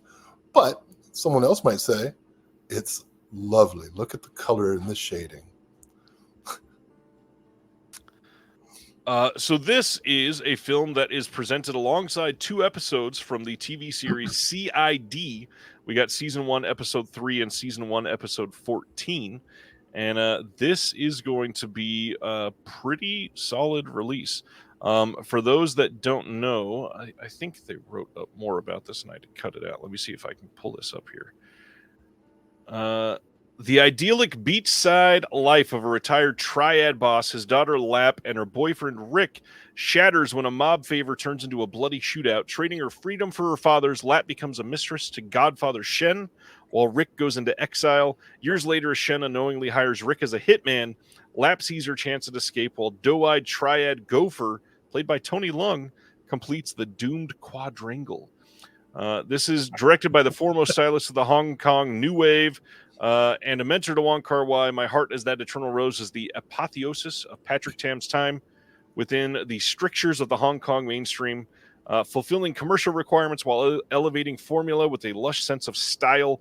This sings with the painterly cinematography of Christopher Doyle and David Chung, and it is bridging the distance between the bullet ballets of John Woo and the festering darkness of David Lynch.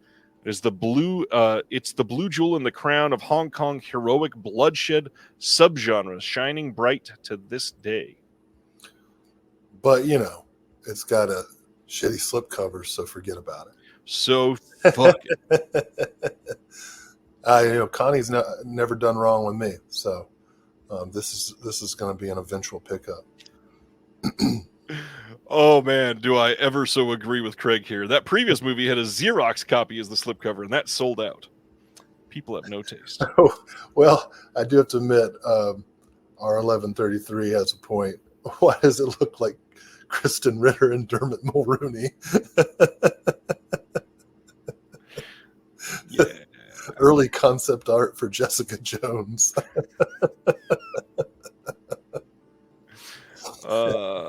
Anyways, I love what Connie has done so far, and I've heard nothing but amazing things about this, so this was a must for me. For sure. Next one is The Other Laurens from 2023. This is available from Yellow Veil, and here is the slipcover art. This says a private detective forced to face the ghost of his past when his niece asks him to investigate her father's death. This is going to have a commentary with the director and the DP and the composer, a short film called Nothing But Summer, and then an essay in this as well. Yeah, I've not even heard of this one till this announcement. Watched the trailer. It was amusing. There was a moment where, gangster guys are doing a bunch of witty humor about cheeseburgers, which kind of recalls the Pulp Fiction famous dialogue scene. That's good. I'm going to have to ask this question. You know that, Will. Do you know this commenter's name?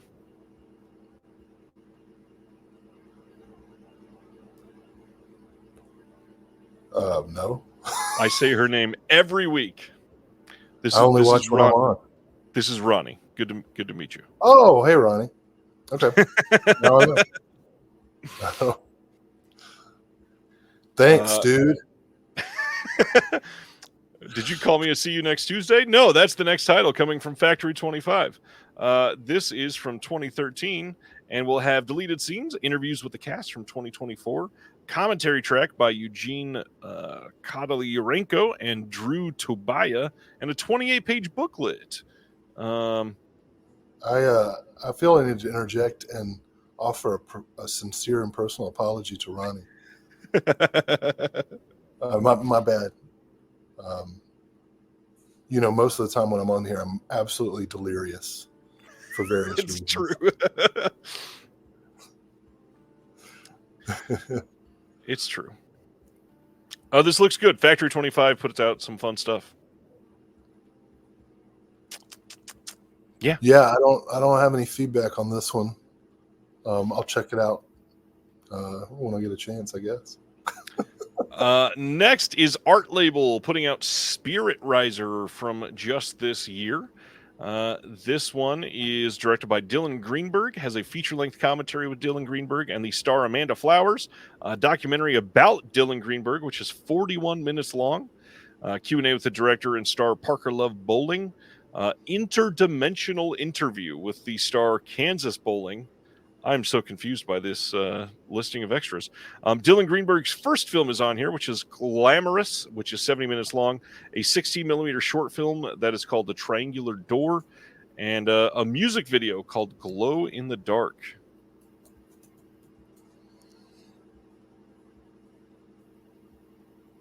No, it looks neat. Yeah, looks all right. Getting late in the announcements. Yeah, I'll check this out. Sad thing is, it's not late in the announcements yet. Decanalog releasing That Guy Dick Miller for the 10th anniversary.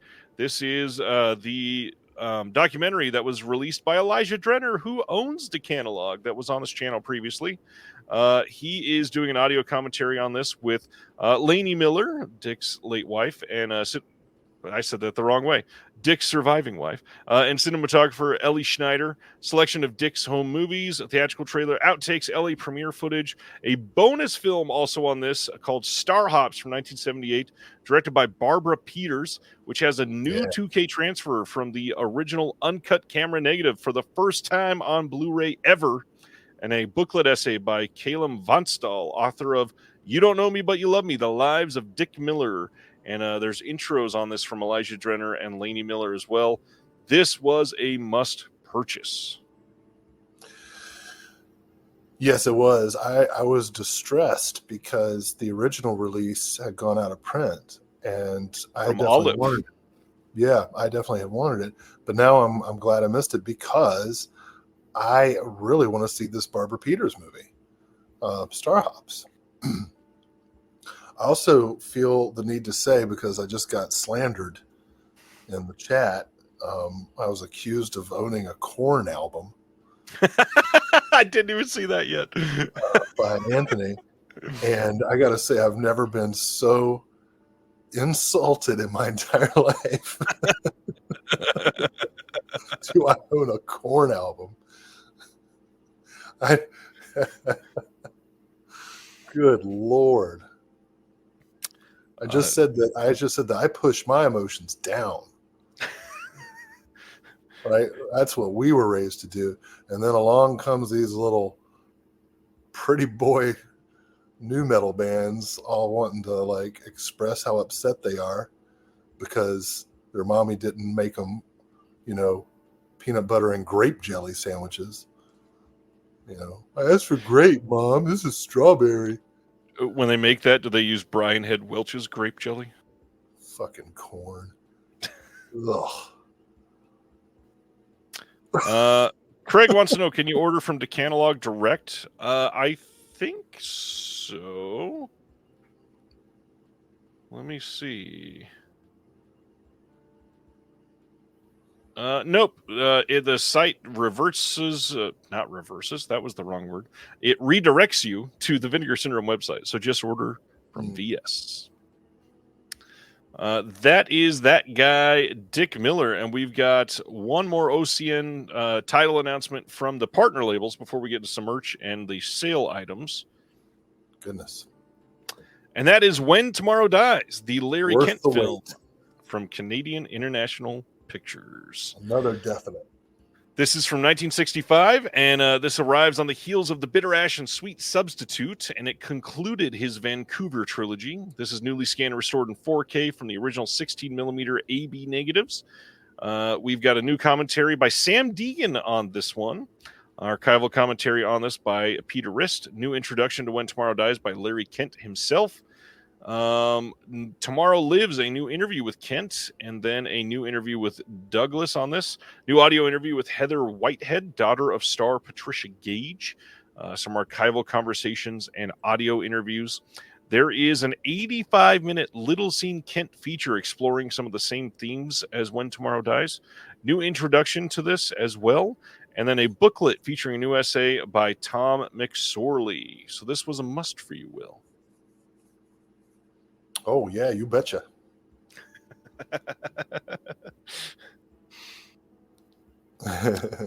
All right. Going to the sale titles. Cinematograph. They are putting out some merch. You got a minimalist geometry shirt and tote bag. And then they also released this totally rad yellow shirt. And then a Vinegar Syndrome back to school shirt with this head coming out of the backpack. Nice.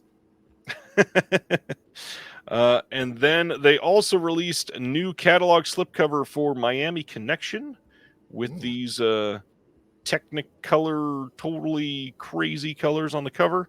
And then a new cover for Surf 2. Very busy slipcover on that one.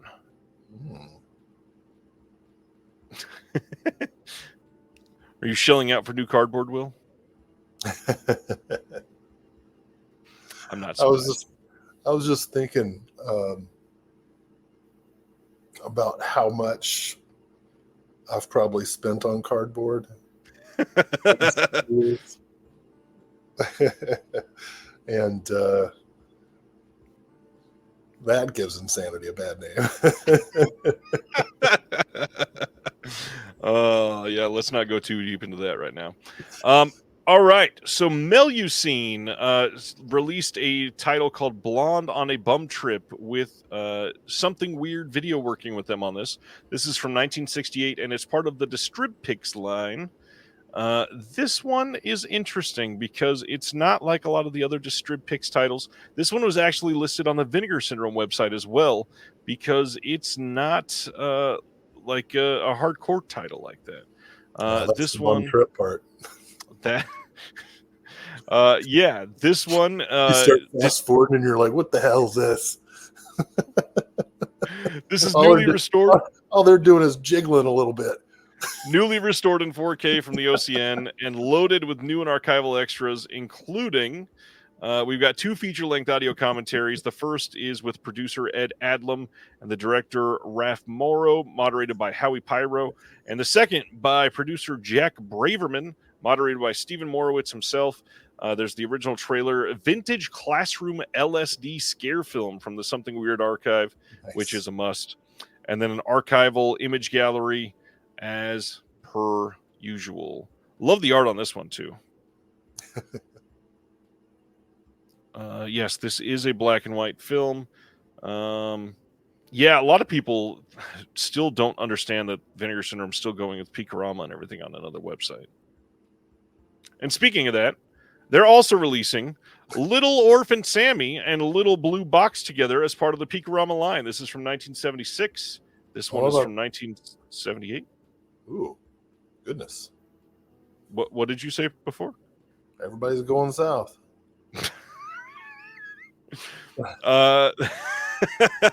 This one has Jamie Gillis in at least one of them. Newly scanned and restored in 2K from the OCNs.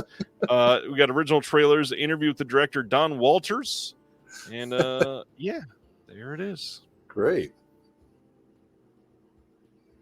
That's correct. December is correct. All right, that is it for OCN. Like I said, the 12th issue of the Physical Media Advocate is out. You can pick that up on Amazon or any of the stores that I've listed before that they are in. If you got a question on where they're at, let me know. We're getting our first Texas store soon. Next, coming on November 19th on 4K Steelbook from Paramount is Star Trek: The Motion Picture. This has gotten many, many releases over the years. Don't know why this didn't get a standalone Steelbook release last year. Have we ever talked about this? Or have you ever been into the Star Trek series or movies? A big part of me wants to be. Like, I've seen, I think, the first 6 Star Trek movies. And I used to watch the reruns of the original, and when I was a kid, Next Generation. For some reason, I feel like I've seen all of Star Trek Voyager. One with Captain Janeway. But for whatever reason, I cannot call myself a Trekker. I will not use the slur. The slur Trekkies. Well, I guess I just did. You just did. My apologies. But, I would. Obviously, the first one's directed by Robert Wise.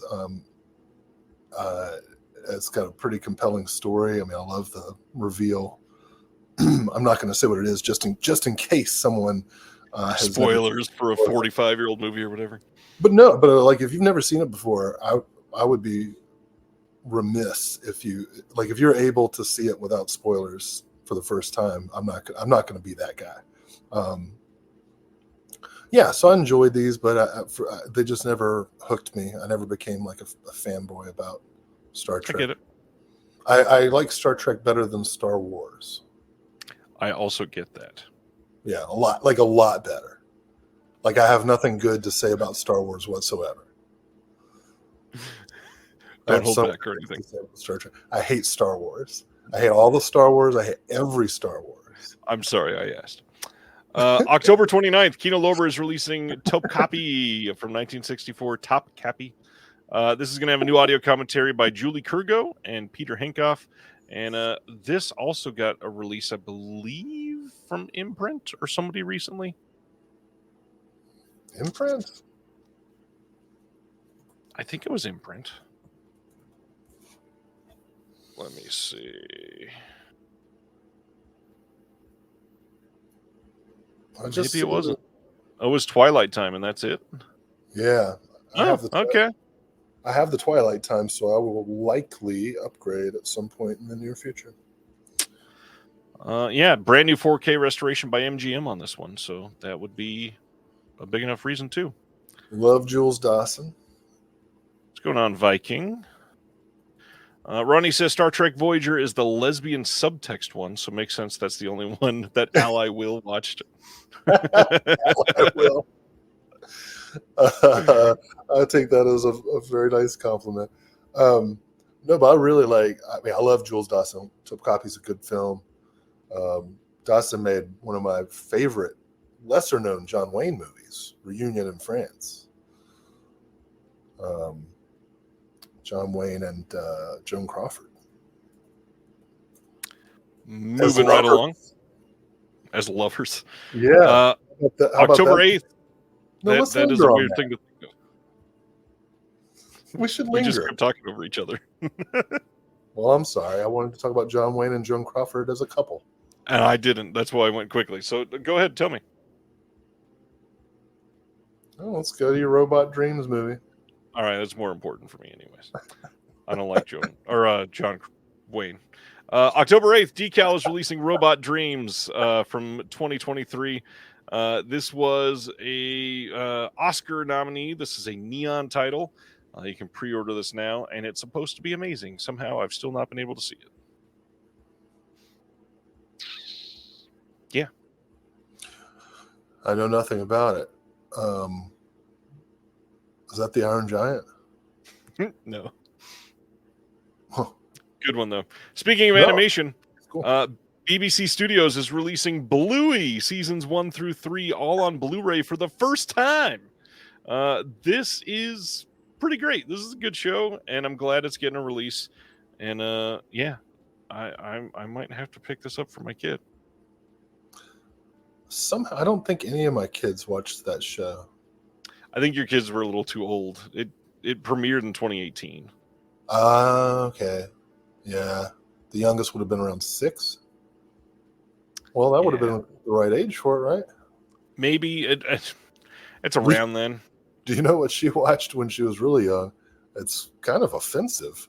But it was on Netflix, and it's called Rasta Mouse. You ever seen this? No. But yeah, just imagining the stereotypical jokes with that. Well, it was on there, and we watched it, and it's a British animated series, and you guys can Google it. And I was like, well, I'm not sure these voices sound authentic. They are for the most part. I looked it up, but the creator is, there's some problematic stuff. Anyways, Bluey is great. The other thing I was thinking, it didn't get super popular over here till the pandemic, so that might have passed your child up. Oh, well, we were in the pandemic. Oh, I like this movie. September 30th, Shameless is releasing a Blu-ray of Papaya, Love Goddess of the Cannibals. And the art on this one is about going south. It's definitely going south. This is a Joe D'Amato film. It says it's a new 2K restoration of the uncut version of the film. It's got a numbered limited edition with a slip on it with new exclusive art, and alternate trailers are on this as well. Tell us about it, Will. Oh, I'm getting this. I actually gave a presentation at the National Popular Culture Association conference on this movie. It was a whole panel of people talking about Joe D'Amato films, if you can imagine that. A A lot of fun.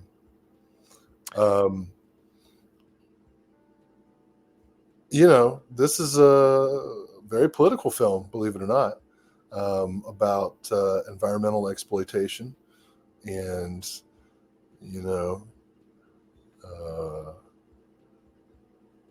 there's sex in it. There's violence in it. It's a Joe D'Amato movie. It's Joe D'Amato. Great art on this release. I love everything about this art. The only thing I don't love is that it's Shameless. And again, Shameless seems to have improved slightly from what they used to be. But, God, their reputation and their track record is not one that I have a lot of confidence in. Yes, but it has to be an improvement over the DVD that I have. So, well, I would hope so, but it certainly doesn't have to be. I'm interested in this uncut version of the film because I don't know if the DVD I have is cut in any way. So, yes. Good cover art. You got to give them that. Very good cover art. Yeah, definitely eye-catching. I didn't even see Viking say this. The internet says Shameless's transfers are shit. Is that just a cruel rumor? No. Most of them have been pure shit. I'll tell you, if anything's going to attract the beast with 5 fingers, it's this.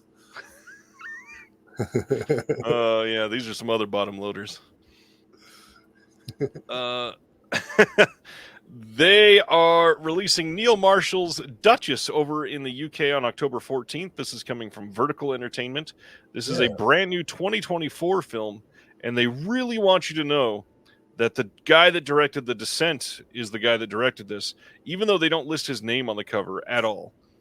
Well, to be fair, it's The Descent. That's a great movie.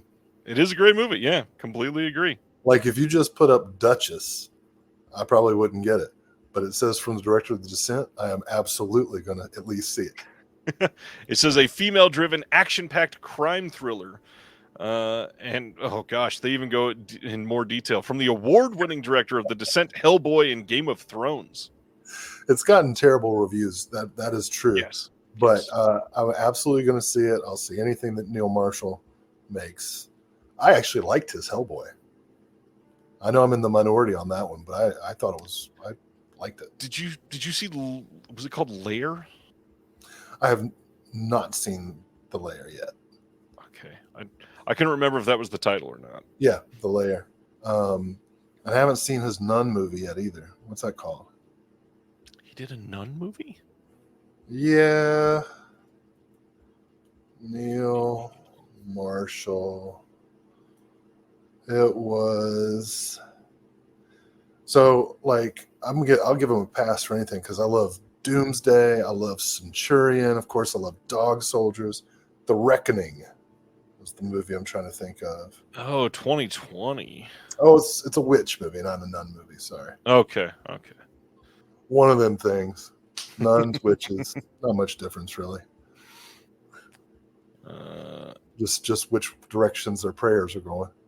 Paul says The Lair I actually liked. Haven't seen his witch film yet. Yeah. So nobody watched Reckoning, I guess. Why is her finger on the trigger as she's yanking the chamber back? Yeah, that's a great question. This cover is all kinds of weird. I'm going to stay away from the easy jokes. Ronnie says, I just looked up Rasta Mouse, and Bob Marley's grandson, Skip Marley, does one of the voices. Yeah, the voice acting, the voice actors are all, that's cool. I was worried when I first started watching the show that it was just like some white folks doing voices. But when I looked it up, I was like, okay, we can watch it. But, the show was actually, there was some controversy with the show because people were suggesting that, and this might show some bias in the criticism, but critics were saying, I'm pretty sure these guys are talking about marijuana when they talk about cheese. But I don't think so. I think they're just talking about cheese. That's really funny. Of course, if you smoke a lot of weed, you'll probably eat a block of cheese. So that's funny. Studio Canal in the UK is releasing The African Queen on 4K and Blu-ray in the UK as part of their Vintage Classics line. This is October 21st.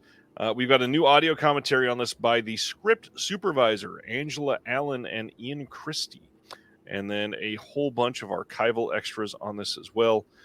Their Vintage Classics titles have looked very good so far. Obviously, this is a big title. Humphrey Bogart, Katharine Hepburn, first 4K release of this. And we have to assume there'll be a stateside 4K from somebody, right?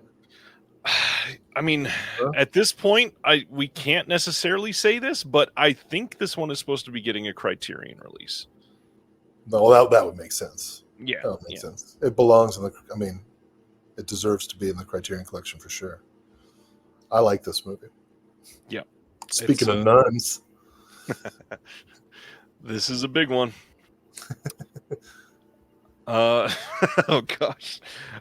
September 10th, Universal decided after 24 seasons of releasing Law & Order SVU to finally put one of them on Blu-ray. They are putting the 25th season of Law & Order Special Victims Unit on Blu-ray on September 10th. And you can pre-order it now. No information on any bonus features or anything. Wild that this one is getting a Blu-ray after so many DVD releases. You know what I think is wild about our culture? Like if you show boobs on your Instagram, you'll lose your account or your YouTube or whatever. But America's favorite show is about rape murders. And it's a spin-off of another show kind of about that. It's like every episode, did you check for semen?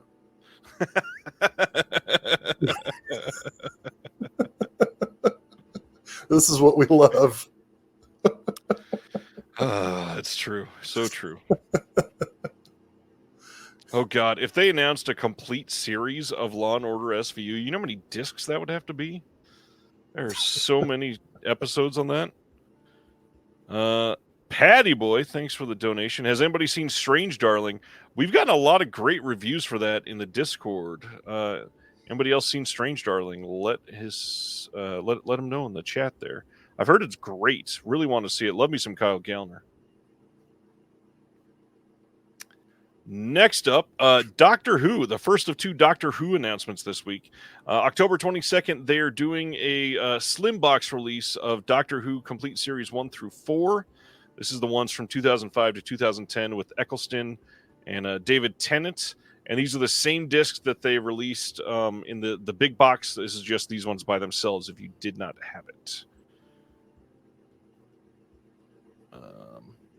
Yes, SVU is still on the air, Ronnie. Going strong. Still looking for semen.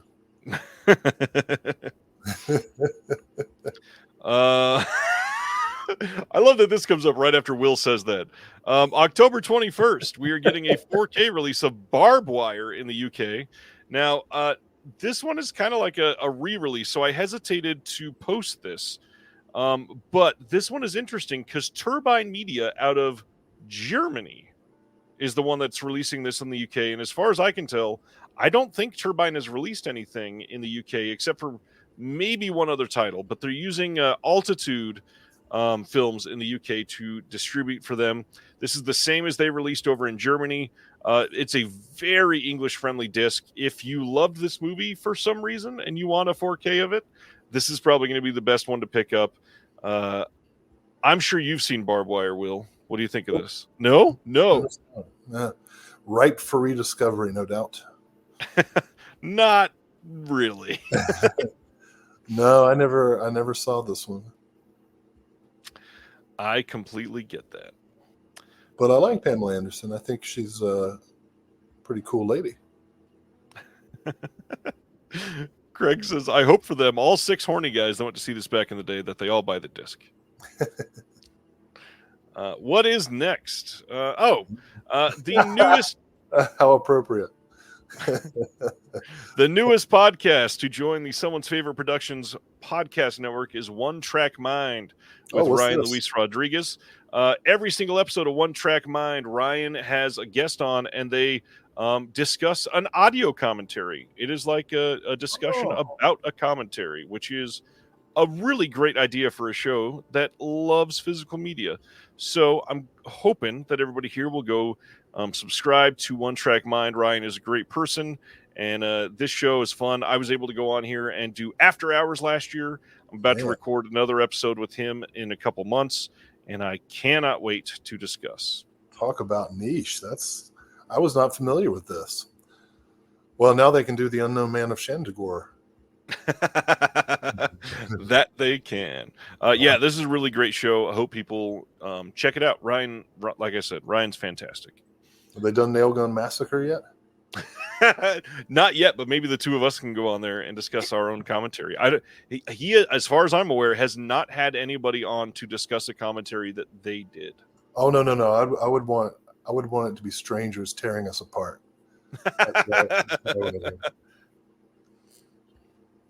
That would be pretty damn funny. All right. We get into some interesting ones. November 19th, Shout is releasing a 4K Steelbook of the Dark Crystal. This is a Walmart exclusive as far as I can tell. There is a new fan event Q&A on this disc, but it's the same 4K disc as before, from what I can tell. I don't think there's anything different for the restoration or the sound or anything like that. All of the other features are the same, but you can pick this up. I'm pretty happy with the art on this one. Yeah, it's cool. Sorry, I was typing in the chat. You were fine. I love Moral Tyranny too. No, I called it. I've talked about that with Ronnie before. The other one, they are doing the same thing, a Walmart exclusive steelbook of Labyrinth. This one is the same 4K restoration and audio and all that, with, again, a new fan event Q&A with Brian Henson and Toby Froud, and a new contact juggling tutorial. They saw the need to record a contact juggling tutorial. I love the art on both of these. I love both of these movies. We're going to talk about these movies even more in just a minute, though. I'm going to skip over this one because we're going to talk about this one in just a minute, too. Godzilla -1. We got some more information. November 19th is the release date of the Toho Steelbook and Standard of Godzilla -1. You can pre-order this pretty much everywhere now to get this 4K. There is no minus color version on this. However, they did just update this to say English Dolby True HD 5.1 audio track, which is a big difference from what they had revealed previously. They had made it sound like they wanted to not include an English dub, and this to me makes it sound like it does have an English dub. So I think this is looking more and more like a solid release every day. Dub it up. This is a good question because this has been a big piece of argument over the last couple of weeks. How do you feel about English dubs versus the original audio? Do you have a preference, Sir William? Original. Same. But it kind of depends on the film industry that you're talking about, right? Like, I mean, if you're looking at an Italian film from the 60s, 70s, it's recorded silent and then dubbed over. So right. Whether it's dubbed over in Italian or dubbed over in English, my rule of thumb is I want to hear the original actor whenever possible, but that's not always the way it is. For Japanese films, generally you want to hear the original language because that's what everybody's speaking. And even though I don't speak Japanese, I want to hear the delivery, the emotion of the actor. So not a funny answer, but that's no, I fully agree, and that's actually what I wanted to hear because the number of people that made me feel like I was the crazy one this week has been wild. I will default to original audio every single time if that's the option. The only time I could ever see me wanting a dub is some of the really old like kung fu ones that got comedy dubs, but even then I'd rather watch the original audio before the comedy dub.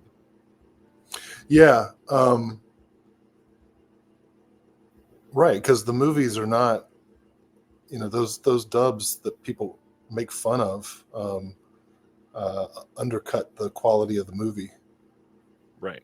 which generally isn't funny. I agree. Yeah. Plus, decades of punk rock, heavy metal, and hip hop have driven me to put subtitles on, even when they're speaking English. So Same. it's like what I'm going to hear is some gibberish anyway. That's hilarious. October 29th, Universal is releasing Dee Dee, the Sean Wang film that just released this year. It is a coming-of-age film that has gotten pretty rave reviews. Not been able to see this, but I've heard it is magnificent. And, need to see it.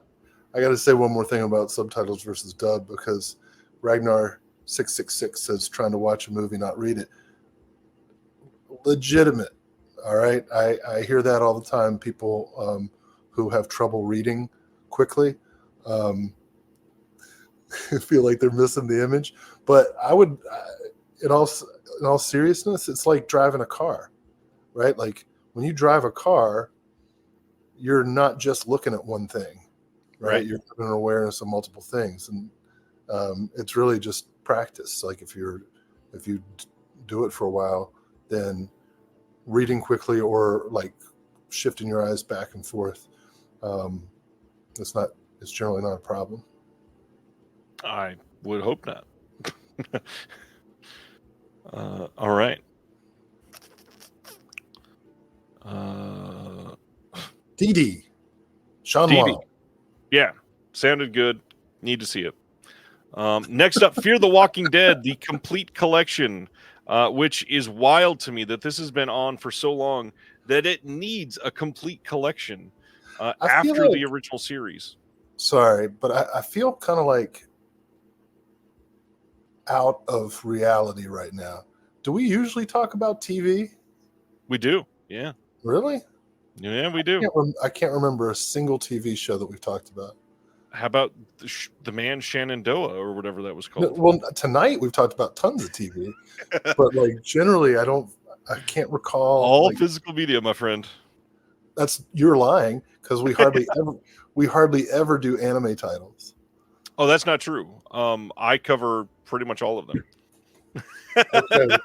Well, when I'm on, no anime gets released, I guess. Literally not. Just a few weeks ago, I had like 20 minutes dedicated to discotheque anime titles. Whatever.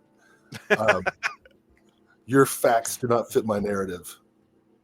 Therefore, I reject them. That's not the first time I've heard that exact sentence from you this week. Like earlier today, maybe. It just so happens my wife is doing a complete watch through of Fear the Walking Dead, and despite the fact that she's watching every single episode of every single season in order, she keeps telling me how awful it is, and how like the characters just keep changing. Like Morgan, I'm a good guy now. I'm evil. Just back and forth. And we watched all 11 seasons of the original Walking Dead, every single episode together. I have not partaken of Fear the Walking Dead. I did watch like the first episode of Negan and Maggie because it was on Joe Bob. And it actually looked kind of neat. But I don't know if I have the fortitude to embark on Fear the Walking Dead. It's 8 seasons. That's a lot. Yeah. I tried watching The Walking Dead New World, the one with like the young people, and I barely got through the first season of that. That show fucking sucks. Tell us how you really feel. Oh, that show is nobody's favorite Walking Dead. Even the people who are on it are like, yeah, I don't know about this one. That's funny. All right. Going to our next one. Okay, we got a massive fuck ton of Shout titles today. Like, this is a huge month for them. But also, they announced them oddly. They normally announce them on Mondays, and I think it's because it was a holiday this week that they kind of messed up their own timeline. So the first one is Dragon: The Bruce Lee Story is getting a 4K release on November 26th. This has a new 4K transfer, and it's going to have Dolby Vision. None of the extras are new on this. It's simply a 4K upgrade. Good doc. Huh? Good that this is coming out. Glad that we got this. Yep. Then Rush from 2013 is getting a Shout Select 4K on November 19th. This is the Chris Hemsworth title. I've never seen this one, but I have been told it's probably going to look really good in 4K. New intro by Ron Howard on this. Everything else is archival. The alternate title is Thor Ascot. It's a good title. Yeah, I've not seen this one, but looks good in 4K, I'm sure. And then, you know what? I've never been able to care about race cars. I can't argue with that. I don't get it. I don't get it. I don't know. I don't know the appeal. Yeah. In the discussion. That's it. Next is Luca Guadagnino's Bones and All coming on 4K on November 5th from Shout. This is going to be a Scream Factory title with no new extras, no slipcover, and just not having a slipcover made so many people pissed off. I guess it's not Bones and All. Bones and most. It's bare bones.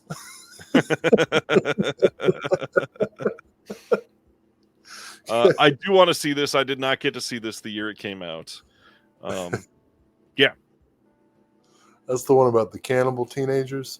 Yep. Mark Rylance is supposedly amazing in this. Right. It's like Twilight, but cannibals? Yeah. Check it out. The next one is where stuff starts to go off the rails. So Krampus the Naughty Cut is coming in a 4K Steelbook in a few bundles. You can get this for the Steelbook by itself. That's what I skipped over earlier. You can pick that up from Walmart or anywhere else. This isn't going to be exclusive anywhere. And you can get a bundle for $140. That includes a limited edition card game. It also includes a Krampus snow globe. It says it is made from glass, resin, and acrylic. There is a Krampus gingerbread man plushie that is 6 inches long. A Krampus retro prism sticker, and that is $140. That's like Christmas. Right. Or you could spend just $103 and get the snow globe, the steelbook, the poster, and the prism sticker. 103? 103. Or spend $50 and get the steelbook, poster, and sticker. $50 for a steelbook, a poster, and a sticker. Get so mad. It's so expensive. Yeah, just don't get it. That's how you tell them. But it gets worse. That's the funny part. They're releasing the Dark Crystal. We saw that steelbook just a little while ago. This giant box is the deluxe edition. This is coming on November 19th. It will include shard. It comes with a collectible crystal shard, a 28-page book, art cards, and a sticker. But wait, there's more. This box itself is $90, or you could buy the $190 bundle, and this includes the 18-inch by 24-inch poster with the original art. It includes a coloring book of the Dark Crystal that's only 8 pages long, a retro prism sticker, and a 5 enamel pin set. Plus, you've got the Stop the Killer limited edition board game or card game in this, and that's $190. Oh, So, but if you get the cheaper version, you still get the shard. Yeah, the 91, the shard comes in the box still. But I don't see a picture of the shard. Nope, they're not advertising that yet. They're not even showing you what the movie comes in. It might be like a little shard. It might be a tiny shard. Could be a shardlet. Shardlet. Oh man. So that's a lot. That's testing. That's a test. It's $190, or you can size down to 120, and I like how Go ahead. Sorry. It has 69 cards, so that's nice. If you size down, you get the card game, the sticker, the poster, and the box set for 120. Who sharded? It's the sharded edition. So that is the Dark Crystal. And again, that's not even the worst of this month. Let's talk about Labyrinth. The worst is Krampus. At least these two are good movies. Labyrinth, the deluxe edition, comes with a crystal ball with a wooden display base, a 28-page book, art cards, and a sticker. And that's, again, $90. Does it come with a rolled up sock to put in your pants? That's the deluxe edition. Just to be clear, Bowie didn't need the sock. This is just for consumers. The deluxe bundle here. Let's take a look at this. Oh, so this includes wait. I gotta jump in. The Labyrinth card game only has 68 cards. Correct. That is not nice. This includes the 18 by 24 poster with the original theatrical art, the limited edition card game, the Labyrinth snow globe made from glass resin and acrylic, the Elo Worm plushie, which is 6 inches tall again, a retro prism sticker, and then a Labyrinth retro handheld maze game, which is 3 inches by 3 inches and could not have cost more than about 80 cents to mass produce. And then they're doing the 5-piece enamel pin collection for this as well. $262 for that. I don't understand the odd number. It's like 203, 262. $261.97 for this entire set. 97? It's not even 99? Nope. I feel off kilter. I feel I'm in a labyrinth. $262. That is pure madness. This is embarrassing prices for Shout. They have a smaller bundle that includes the card game, the maze, the prism sticker, and the snow globe. This is $181. They did announce an even smaller bundle with just the poster and the box and something else, and it's like $127. Jesus. Danny says that's $390 Australian. My God. That you can get their bundle. For one movie and a bunch of shit with it. Yeah. Well, I feel like Shout should switch names and rebrand as Shameless.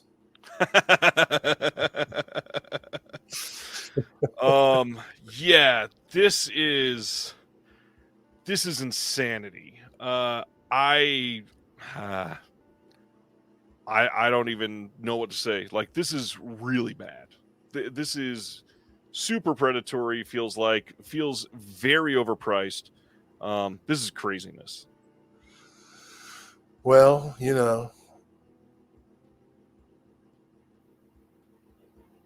I think that this might be for like the same people who have enough money to like fly to Wales and see Oasis before they break up by the 4th tour stop, or like went to see like the Aha acoustic reunion. Right? Those videos of like middle-aged women crying. Those are the people who go by such a specific pull. You know what I'm talking about. Look them up. Yeah. Oh, man. That was a lot. All right. Let's go, because that's not even all from Shout. We've still got more. They are releasing Hush from 2016 on 4K. This is Mike Flanagan's Hush that was on Netflix for forever, and it disappeared last year because their license ran out. And here it is on physical media for the first time. And this is getting a 4-disc release. Disc 1 is the 4K of the original version, brand new restoration, new commentary with Mike Flanagan, his wife Kate Siegel, and actors Samantha Sloan, John Gallagher Jr., and Michael Trucco. Disc 2 is a 4K disc of the brand new Shush cut. This is a black and white version that has been moved around. They took some of the score out, so they changed some things about it. This is supervised and approved by Flanagan himself. New commentary with Flanagan and Siegel, and there's a new audio mix on this. Disc 3 is the original version and the Shush cut on Blu-ray. You've got all those audio commentaries we just talked about. And then Disc 4 is where they have all the special features. You've got a new feature-length picture-in-picture video commentary, which is really cool. New interview with Samantha Sloan, new interviews with Kate Siegel, John Gallagher, Michael Trucco, Mike Flanagan, the producer Trevor Macy, the composers, the Newton Brothers, and then the DP James Neist. There's a lot on this. I'm really glad this is getting a release, and I love this movie. I don't know nothing about it except when this came up, I started hearing a song playing in my head going hush, hush. And I was like, oh, it's Paula Abdul with Keanu Reeves. But her song's not hush, hush. It's Rush, Rush, like the Chris Hemsworth movie. Like we just passed. I feel like there's something cosmic, mystical going on with me right now. Will's getting to that faded point. If Yeah, that's man, not enough, I'm drinking water, dude. if that's not enough hush for you, they're also doing a bundle with a second slipcover and second poster. And if you really want, you can shell out and get one autographed by Mike Flanagan. He signed one of the 2 posters.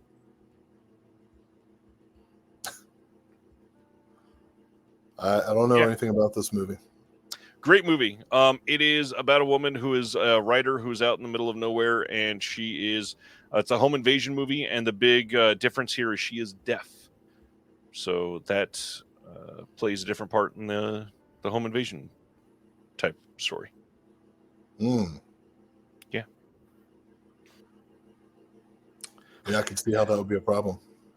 Viking says, Aha and Oasis fans are the ones buying Scream Factory's overpriced, full of crap you don't ever needed or will needed sets. Now we know. I don't know. I'm probably mixing generations. Then they announced an Escape from New York 4K Steelbook. It looks like they are in the process of giving all of the John Carpenter 4K titles a Steelbook. I believe after this, we only have one more to go that they've released. And I guess technically we never got a 4K Steelbook at the Thing, but I don't know that they will be able to get the rights back for that one. So we shall see. Kind of odd art on this one. I mean, I love this movie, but the art looks like Return of the Living Dead. Yeah. That's like trioxin on the streets. This is a weird take on Escape from New York. Well, but don't. Maybe the more exciting stuff for a lot of genre fans. November 26th, they are giving us the Stephen Chow collection. This is a box set. You can get a... this is a shoutfactory.com exclusive limited edition of 2,500 units. You can pre-order this and get a poster of the new cover art. This will have on it, Look Out Officer, Justice My Foot, The Mad Monk, and Out of the Dark. You've got a new feature-length documentary on the first disc with a whole bunch of interviews, new commentary with James Mudge, new optional English subs on this, new commentary by James Mudge on the second disc, and new subs on there, new commentary with James Mudge on the third, new commentary with Frankie Balboa, and then a new interview with Daniel O'Brien on the fourth disc, and another new commentary with James Mudge. Lots of stuff on this. Stephen Chow titles are not getting released all that often, so I'm glad that we are getting something. Yeah, that's a no-brainer. And thank you, KB. until Tuesday was hush hush. Thank you. KB loves movies. Save the day. Are you a Stephen Chow person there, Will? I don't know what that means. So probably not. I'm not super well versed. Like, I haven't seen a whole lot of Stephen Chow's movies, and that's one of the reasons I'm attracted to this collection. So I'm not a Stephen Chow person. I just haven't gotten enough education. Like I've seen Shaolin Soccer and Kung Fu Hustle, and that actually might be it. So That's obviously, what most people have seen. Yeah. Yeah. Obviously, I need to fill some gaps by going south and getting the Stephen Chow collection. Ragnar was mentioning how I said that Shout Factory is predatory and brought up predatory vinegar syndrome. Just had a $750 paywall for a poster. Oh. Yeah, full agree. We tore them up last week, so go watch that episode. Wow. Then finally disconnected. Finally, from Shout Factory is the Golden Harvest Volume 1. This is Supernatural Shockers, and they've got the Cat 3 logo on the front here, and I believe all but one of these are Cat 3 films. This is going to be able to have a poster if you order from the Shout website. This is what we had leaked a couple months ago by Frank Chang, that there is a company doing 2 Golden Harvest sets. This is the first, and the second one is coming soon from Shout, and he did reveal today that it's more action and kung fu focused than this one. So be prepared for that. He said he did a bunch of commentaries for the second one. Yeah. Is this the one that was discussed in a text thread the other evening? No, this was just revealed today. Right. That's what I mean. Well, now I'm confused what you're asking. I recall having a text conversation with a member of the audience and you. No, that was something different, I believe. That's something different? Yep. Very well. This is going to include Sex and Zen, Erotic Ghost Story 2, Erotic Ghost Story 3, Dr. Vampire, and Robotrix. And there are... What? I said, 88 film stuff, yeah. Oh. And then there are new bonus features on all of these films. We got new commentaries, new interviews, lots to cover if you really want to go into this. I would say check out the website if you're interested in this to see what all is on here. Lots of James Mudge. There's an interview with Frank Jang on one of these. New interviews with Anthony Wong on Erotic Ghost Story 2. Yeah, lots of great looking stuff on this set. Sadly, that makes me say I feel like I must have it. I feel like we've got to get some creators together out of the community and make a tribute parody video called The Wong Song, set to the tune of the classic Cisco track. I feel like that would be a really good video. I feel like Erica would love to write that.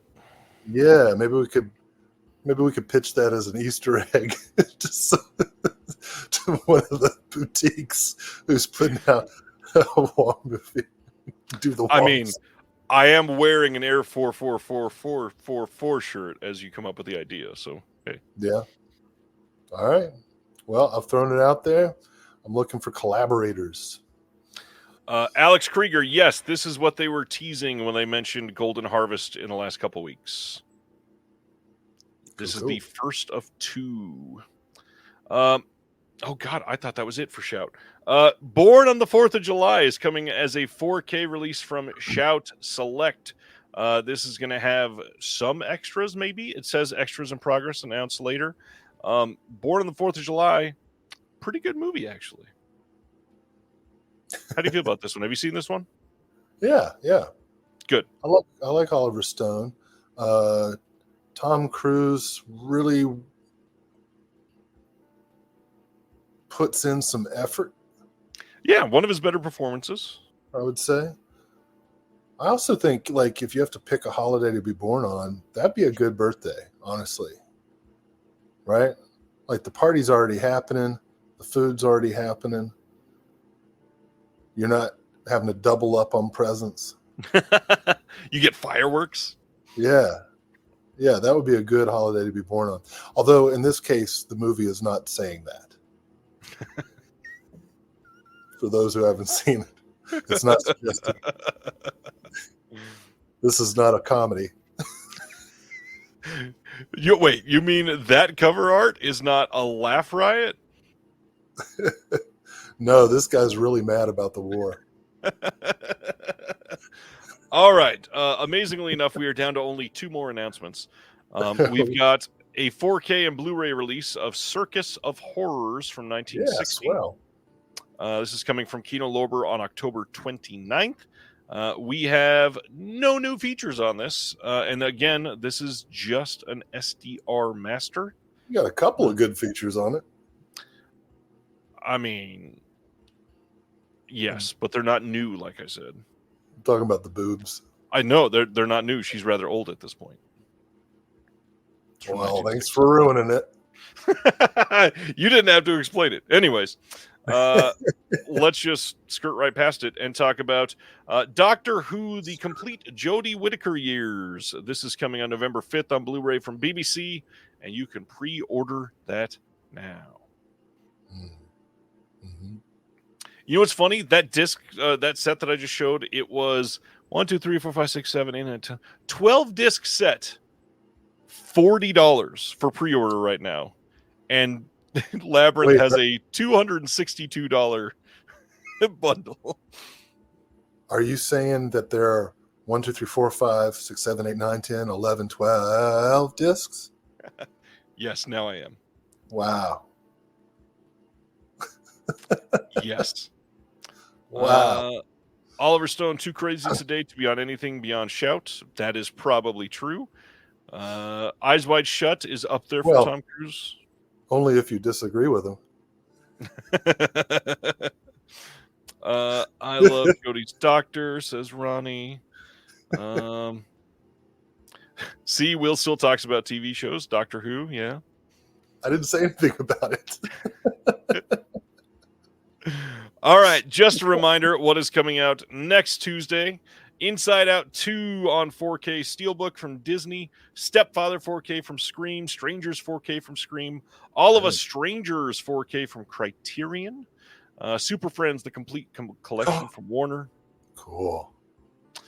Late Night with the Devil Steelbook from RLJE, Wind River 4K Steelbook, that's a Walmart exclusive from Lionsgate, the Kevin Costner Horizon and American Saga 1, Chapter 1, whatever. That is coming out next week. You got a steelbook you can pick up at Walmart. Richard Pryor live on the this is Sunset Strip 4K. Knuckles 4K coming out next week. Dark Knight of the Scarecrows 1 and 2 double feature 4K from VCI. That got delayed, finally getting released. The other new Walking Dead series, The Ones Who Live, getting its release. Black Belt Jones from Warner Archive. Kill 4K Steelbook next week. Viva la Muerte from Radiance. Antichrist 4K from Kino. The Prime Evils from Full Moon. To Kill a Mastermind from 88 Films. Zoltan Hound of Dracula 4K from Kino. Evening with Kevin Smith Blu-ray from Sony Pictures. Boulevard Nights from Warner Archive. Shadowboxing from 88 Films. Once to Every Woman from Sony Pictures. The Golden Lotus. The Golden Lotus from 88 Films. 2 weeks in September from Kino. Avenging Force from Kino. Totem also coming out next week. Clock Watchers from Shout. God, there's a lot next week. Rolling Vengeance from Kino. You Are Not Alone from Altered Innocence. Will's favorite, Icons Unearthed Fast and Furious from Mill Creek. We talked about this one on the show. Hentai Common Forbidden Superhero from Discotheque coming out. Oh. Mm-hmm. And Spiral coming from Ronin Flix. That's about it. Any of those that you got on pre-order or dying to have, sir? Black Belt Jones. Viva La Big one. Muerte. I won't get it, but I'd like to have Super Friends. I want to see the price come down for sure. Yeah. Wouldn't it suck if your superpower was to turn yourself into a bucket of water? Oh man, Wonder Twins suck so much. Oh gosh. Thanks to Patty Boy, another donation. Curious about your thoughts on the Bike Riders' favorite movie of the year so far. Great performances, great soundtrack, great story. Have not seen it yet, but I've heard good things. Very curious to see Austin Butler's performance in it, and I've liked Jeff Nichols' stuff so far. I feel like you and I talked about Jeff Nichols. Do you like his stuff? Did you ever see Take Shelter? That feels like a Will movie, no? I've not seen a single Jeff Nichols movie, and I do not say that with pride. It just, for whatever reason, I haven't seen him. Everything I've read about him sounds good. Go ahead. I promise I will watch at least one Jeff Nichols movie before I watch the Super Friends complete series. That makes sense. Totally get it. Ronnie says All of Us Strangers Criterion already have the UK Blu-ray though. Yeah, the timing of that kind of sucked. Definitely want that one in the flash sale. That's Criterion flash sale will definitely be in October. Ryan says Black Belt Jones rules. Yeah, it does. Air 44 package still waiting. Yep, I still wonder when we're going to get that one. Hey, check out this forced perspective. Look how giant my microphone gets.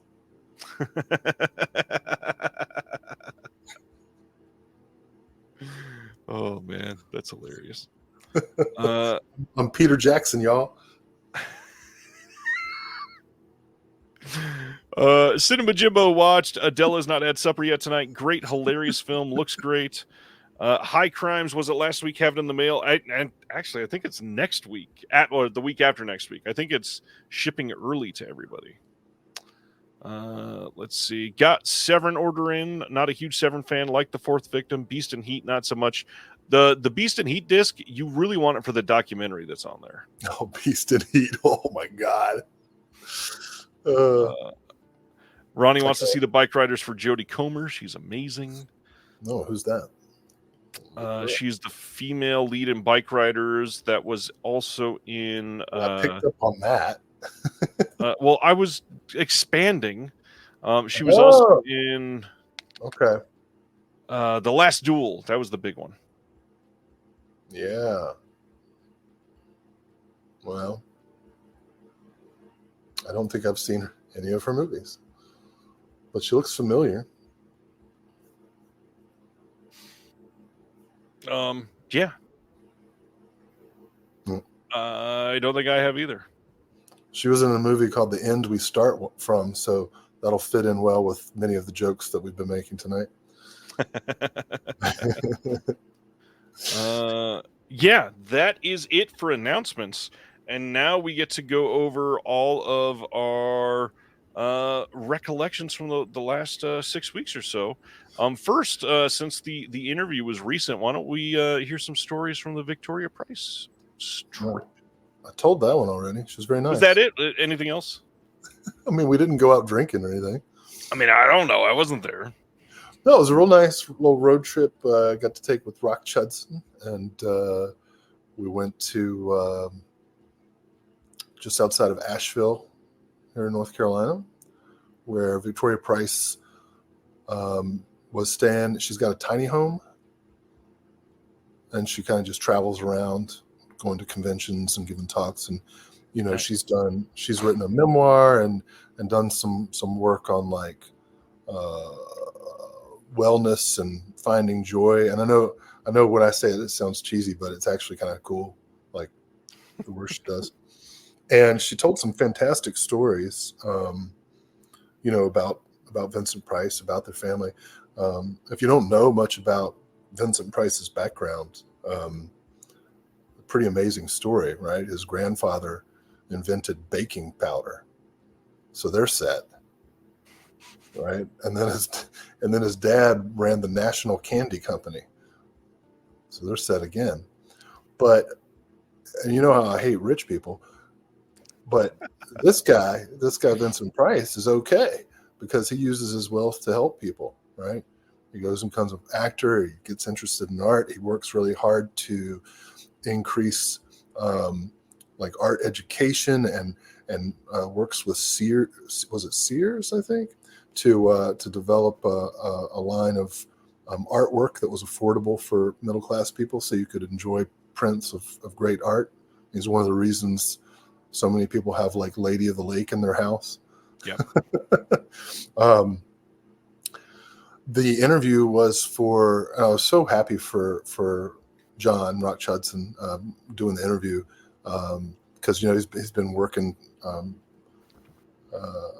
towards doing these kinds of features, and I thought he did a great job, and he got some really cool stories. So the interviews it's a long interview split in two. One half goes with BFI's release of The Oblong Box, which is the first film that Vincent Price and Christopher Lee were in together. Although they only actually, it's kind of like Heat. They've got like one scene where they're in the same room, and but I won't spoil it. And then the other, and I'm really excited about this, Cooking Price-Wise, Vincent Price's cooking show. Both of those are being released. Many of you have probably seen the pre-orders up on like Orbit and Diabolic and whatnot. And yeah, so she was a delight. She came, Chudson, I guess I'm just going to call him Chudson. Got this Airbnb, and BFI was taking care of the trip, and we set up. Got there the night before. We watched Oblong Box. Went to bed, got up. She came to the Airbnb, set up. She was, I think, supposed to give us like 90 minutes, but she stayed for almost 2 hours. And then after that, while we're packing up, stayed and talked a little bit longer. I mean, it was thrilling. And she's so nice. Like she's proof positive that a person of privilege can be a good person who uses it to help people. And so I've got nothing but respect for Victoria Price. Hope to meet her again someday. It's good to hear. Yeah. Very good to hear. All right, moving on to LA. So Will and I both went to LA. There will be more in-depth versions of these stories coming out on the Patreon over the next week through vlog video and stuff. You tell them. Yeah. Your version. It'll be my version, yeah. So Will arrived on a Saturday, I believe, and that very first day you were introduced to a friend that's in the chat right now, Alex. Got to go to CD Trader, and then we all went to dinner with Mr. Stan Geezy and Jeremy Long and Julius. And Will's sister showed up. Hey, yeah. Out of all the people that you named, guess who's going to Wales to see Oasis? My sister. Super nice to meet everybody on that first night. We didn't do much work on that first day, but then started getting kind of busy after that, of course. Very next day, we went to a Korean barbecue lunch with another one that's been in the chat tonight, New World Pictures podcast. Ryan Gowland was there with us. Just the Disc, Brian Sauer went to lunch with us. Incredible lunch, super tasty food, was a great time. Then we went to Alex's place, and all of us got together on the couch to watch a movie that I feel like I want to tell this part. You're going to tell this part. He wanted to watch a movie with us called Hera Purple, and please go ahead and explain this whole part of the story. This fucking guy. I'll tell you what. First of all, I want to say at least one of the highlights of the trip was meeting Alex. Real nice fella. Really enjoyed getting to know him. Super personable, super generous. Yeah. Like the opposite of Jeremy Long in every way. Good driver. No, I got to say, I love Jeremy Long. We'll get to him in a minute. So Alex takes this group back to his place, and he's like, "Hey, it's like mid afternoon, and we had just eaten like 2 pounds of barbecue each, and right, it was right after the barbecue. Yep. Yeah. And so we sit down on this couch, and I know I've made the joke about how we've been sitting on JD Vance's like dream couch, but this really was like, I was kind of getting interested in it myself. It was such a comfortable couch. Like, you get in and you cannot get out. Yep. And so we're all like sitting there, like drunk with beef sweat. And Alex pulls up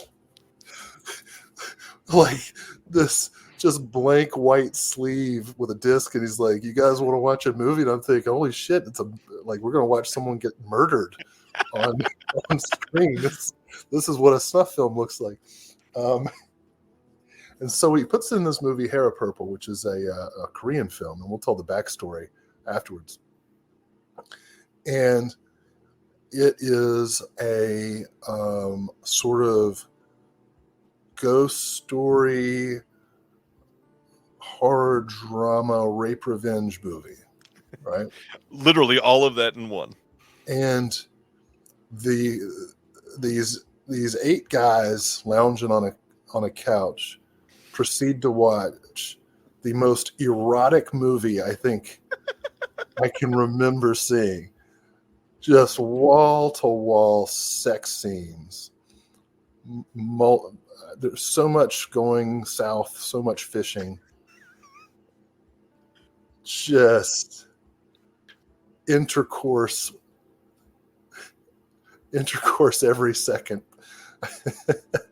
But it's also a police procedural, paranormal, psychological investigation mystery, right?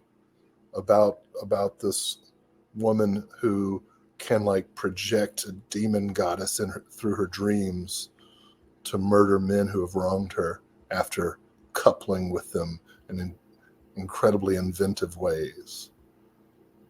Multiple rim jobs.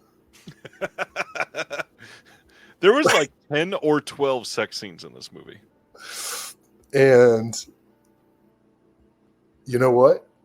It was great. It is a really good movie, y'all. Hair of Purple. I think it got like 6 or 7 Letterboxd reviews the very next day.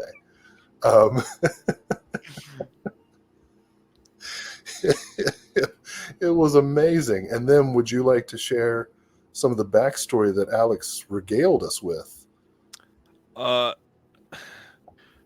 We'll go over this in a minute because we got to experience the backstory in person as well. Oh, okay. You decide how to tell it. Yeah. So following this, we went home for the night, and the next day, we got to meet, which was Thanks basically like this is all Alex curation. Oh wait, are you veering off into another story? We are. Yeah, we're going to talk about the Chicken Man in just a minute. The next day, we got to meet somebody that was literally the nexus for the entire trip for us to go to LA. And that was, we got to meet Laurent from Wicked Vision, and also known as the Vegan Satanist. He was a part of the Shelf Shock Rewind Awards over this last year that we did the second annual one. And it was amazing. We got to go to lunch with him at the most stereotypical tourist place with terrible food. It was awful. It was terrible. God awful. We went to Johnny Rockets on Hollywood Boulevard with Laurent Omanzik from Germany. The food was exceeded in its awfulness only by the atmosphere. Yeah, it was pretty bad. But meeting Laurent was great, and it was such a treat to be able to meet somebody that we had known from Germany and spoken with virtually so many times. Handsome man. Yeah. I literally got to pick him up and cradle him for a couple pictures. That'll be in the Patreon video that's going up. Look, discomforting sentence you just said. It was perfect though. So that was a good time. We went we went to that lunch, and then we both kind of went our separate ways for the rest of that day until I we just gave went him a hug for the record. Just a regular hug. until we got together again with Alex for chicken. And this is where we get back to Hera Purple, because Alex had regaled a story about this Hera Purple by telling us that he went to a restaurant in Koreatown. I believe it was called Goltong or something Yep. like that. And he said that the person that works here, again, person that works here, it's one person working at a restaurant in Koreatown, serves amazing chicken covered with fresh fruit. And also, he directed films in Korea. Different sauces. Different sauces as well. So we go down there. Alex takes me and Will, and we sit down at this table, and we adorn plastic gloves and are served a heaping tray of fried chicken covered in different sauces and fresh fruits. And we finally get to speak to this man that just made us this chicken after seating us, and tell him that we watched his movie this last weekend and it was fantastic. We try to ask him some questions and find out if he ever got distribution.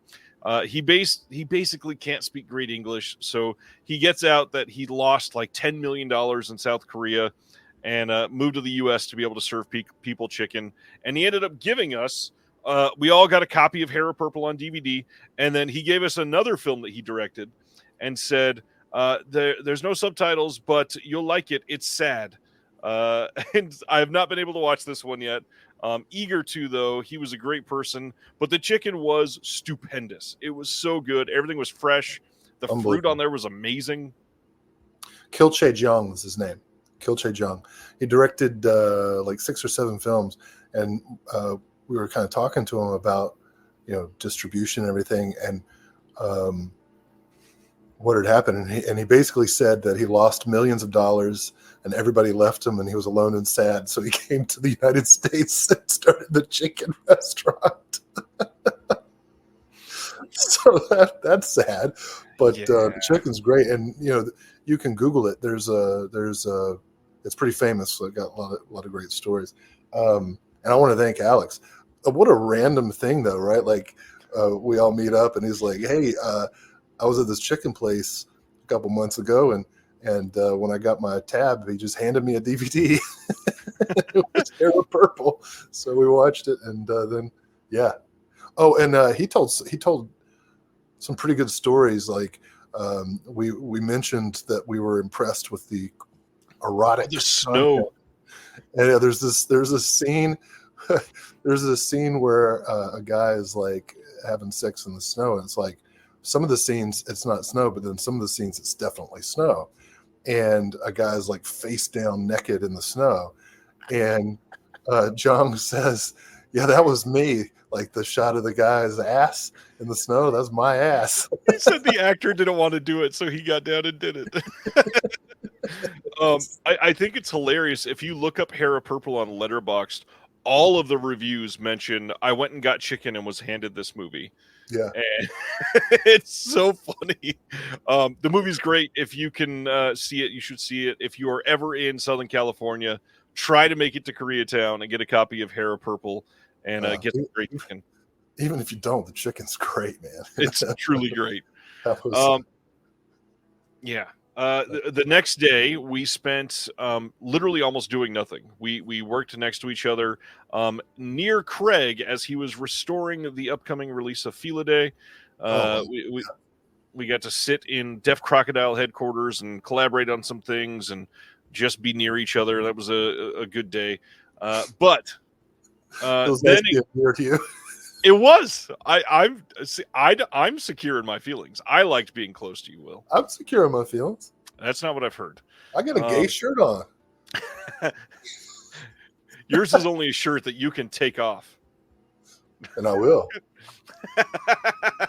Anyways, the next couple days got very busy for us. We know that we had my show coming up. We went to meet up with Connor Holt, who has written for the Physical Media Advocate. He's got an article in pretty much every issue so far, and nice, he's a great guy. We were able to go meet up with Nathaniel Thompson, really great commentator. He works at a place called the Hollywood. I always get this wrong. I think it's Hollywood Motion Picture Fund, FUND, and it is essentially to put it in very simple words, a retirement home for people that don't have the means to take care of themselves and pay for somebody to come take care of them hand and foot every single day. And it was a very interesting place. We got to tour the whole grounds. Nathaniel Thompson was running us through gardens that were transplanted from famous Hollywood stars. Roddy McDowell. Yeah, Roddy McDowell's Rose Garden was there. John Ford's Chapel. John Ford's Chapel, we got to stand inside of it. They literally moved the chapel from his estate to this place.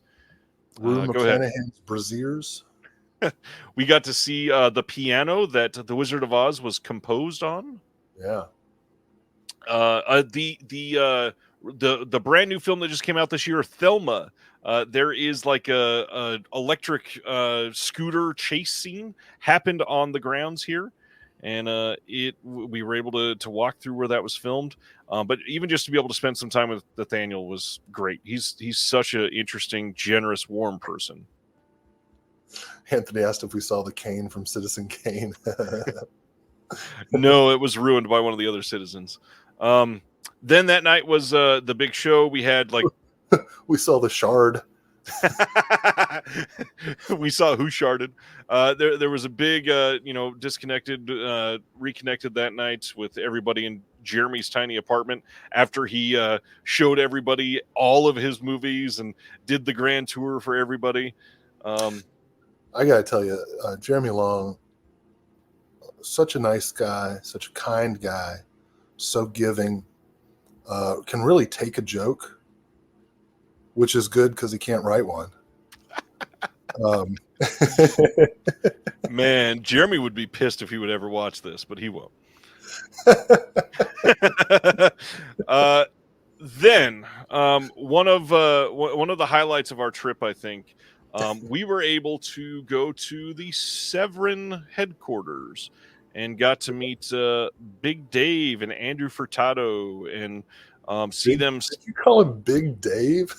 That's what everybody calls him. Yeah. Really? I've never heard that. You also never heard me talk about TV shows or anime either. So I called him Mr. Gregory.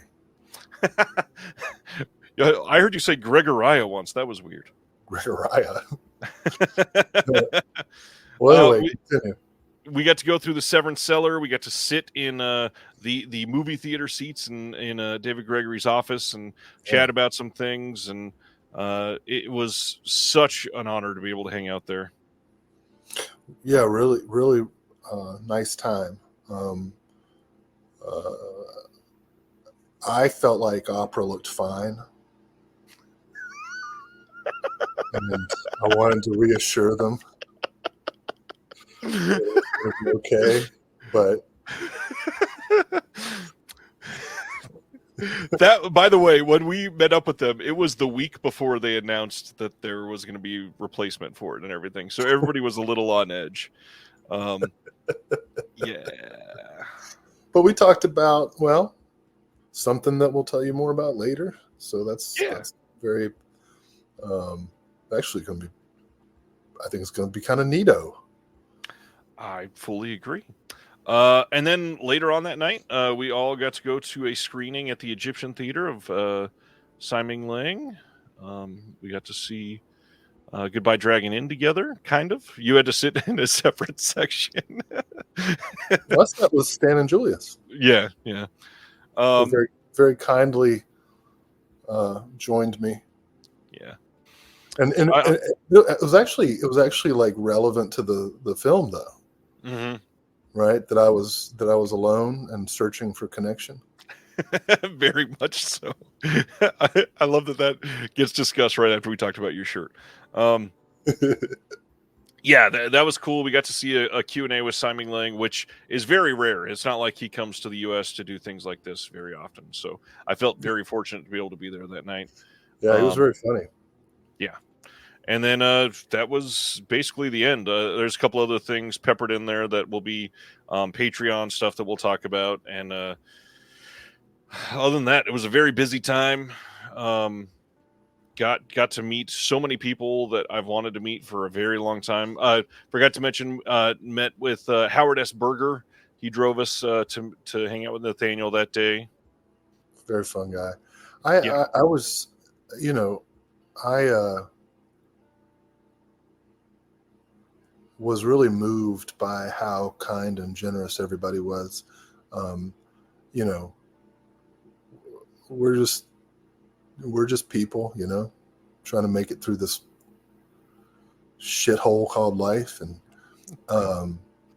it's so rare that you meet people that are genuinely kind and curious and generous. And I felt like we met several, Yeah. maybe perhaps most of the kindest people in LA. It was really humbling, honestly, to be, chauffeured around and invited into, people's homes and given space and sharing time.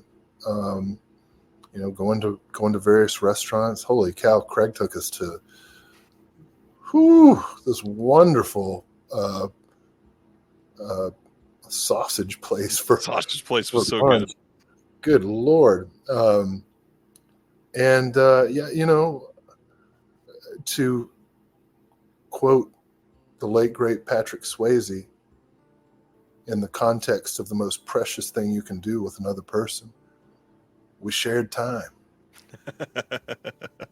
It's true. And I'm so grateful for it. On that note, I was trying to reconstruct the whole timeline in my mind, and I knew I was going to miss at least one, and I did. Will and I got to sit down in a beautiful little cafe with David Marriott from Canadian International Pictures and Arbalos, and again, like the personal stories that we both had things in common with him and could just be people with. It was such a great part of that trip, and to be able to see him and just be people, and listen to some of the things that he struggles with, and how hard it is to keep some of these smaller labels moving. It was inspiring in a way, and also just empathizing with the guy. It's like, yeah, it's difficult. Everybody needs to hop on OCN and get a copy of The Hard Part Begins. All right. My favorite Canadian International Pictures release. Yeah, it was a very big trip. There was so much that was happening. Into the 4K. Hello from Italy. What's going on?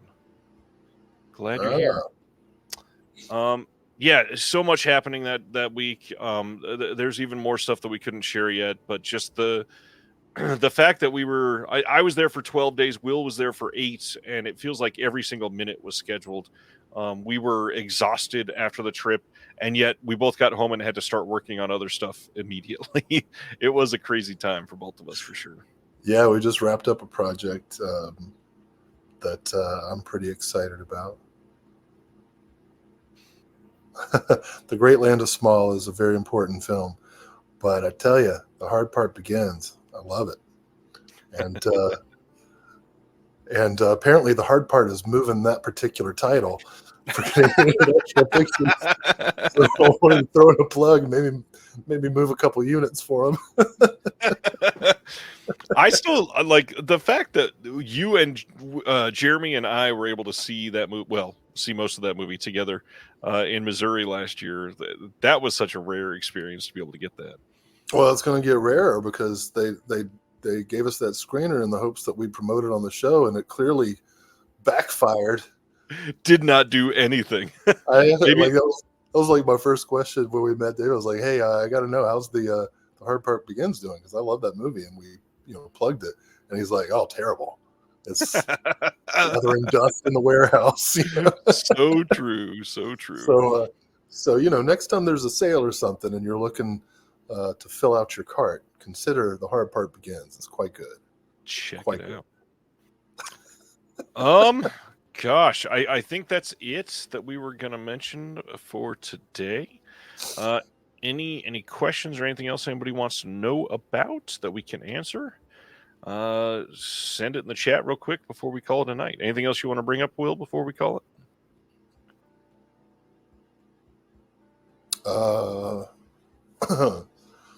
I'm not sure what I'm allowed to say. You got your little Patreon exclusives. I mean, I didn't mention anything from the whole first week, so a lot of those will be listed. Oh, right. All the stuff you did without me. Couch wants to know: did we hit any other LA theaters? Did you go anywhere else, or was the Egyptian the only screening? Egyptian was the only screening. We were going to go to the screening of Cuckoo at the at USC.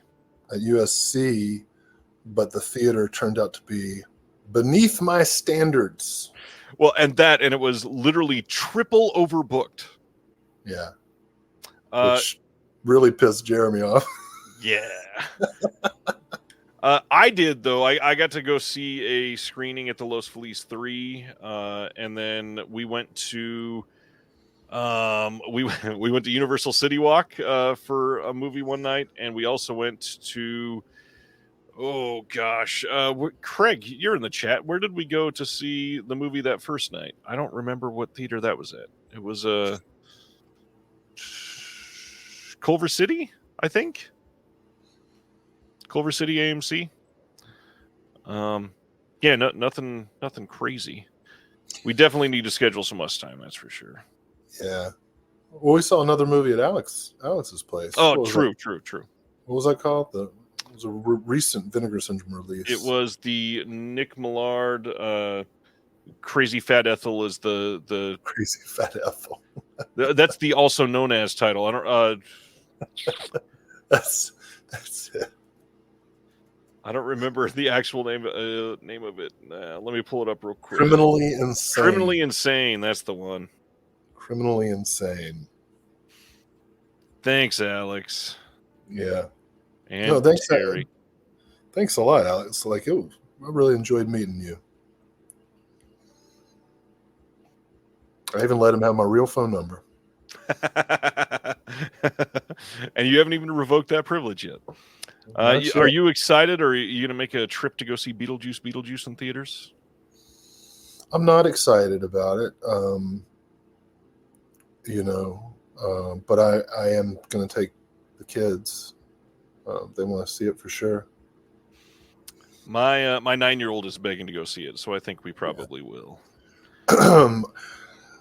It's funny. I'm going crazy with nostalgia over the Neverending Story with a $180 fake book. But when nostalgia sequels happen, I'm usually kind of standoffish. And the reason is I don't want my memories to get messed with. Right. I recognize it's its own film and should be evaluated that way, and has nothing to do really with my experience with the original Beetlejuice or Ghostbusters or anything. But I don't know. I'm going to see it, and I hope it's good. It's been getting, the initial reviews you can't trust because they're all planted by the studio. It's like, let's get a 20-minute interview on NPR because there's no news anymore. And like New York Times interviews with Michael Keaton and stuff. And okay, great. We'll see how the movie actually is. I'm not against it. I'm in principle. I just usually don't get into the legacy sequels. The crazy thing is, all the critics that I actually trust, most of them are surprisingly positive about it. You'll have to show me who these mythical critics are. Like people that have been on the channel. I don't trust these motherfuckers. That face. Look looked like an animated donkey there. And you know what else? You know what else? They don't trust me either. That's very true. Oh, so true. You are Just not look going through over the to babysit their kids. Just look through the comments. Everybody's like, "Oh, you don't like race cars? What the fuck?" The whole chat tonight's been "Let's go, Brandon" and me. Oh, jeez. Another time that we are too political here.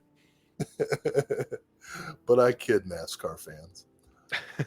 I'm stoked that everybody's coming back for the sequel, except I guess Gina Davis and Alec Baldwin aren't. But yeah, they left that pedophile out too. I guess. Yeah, I wasn't going to mention him, but the reason I called him that is because I forgot his name. Jeffrey something. Alleged. Is it a legend or I don't know if it is a legend. Anyways, I think that's all we got tonight. Thanks for everybody hanging out. Will, thanks for doing a long 3.5-hour show tonight with me. It was fun. Of course, the description says I'm Planet Mondo. It shouldn't. I apologize. Wait, what description are you looking at? Underneath the picture that I'm looking at. Huh. That's funny. That was updated, but I guess not. It didn't save because it wouldn't post to Facebook. That's a long story. Well, at least you got my links. You got my links. I'm good. I see. I was working on it. I'll fix that in post. Everybody go get the hard begins and then get the $130 Wes Craven book I'm in. And Will wants to buy a shard, so yeah. Next Thursday, as usual, we'll be back for Reconnected, and somebody we talked about tonight will be on the show. Come back for Nathaniel Thompson next Thursday. Oh, how about that? Come hang out. We hope to see everybody then. On that note, link for Patreons in the description below if you're interested in keeping the discussion going and joining a film community that loves discussing these things openly. Very warm, receptive group. You were going to say something else? Disconnected. It didn't do anything. There we go. Thank you for watching The Disconnected. On the way out, make sure that you are subscribed to the channel, that you've liked the video, and that you've copied the link to be able to share with someone else that may appreciate this.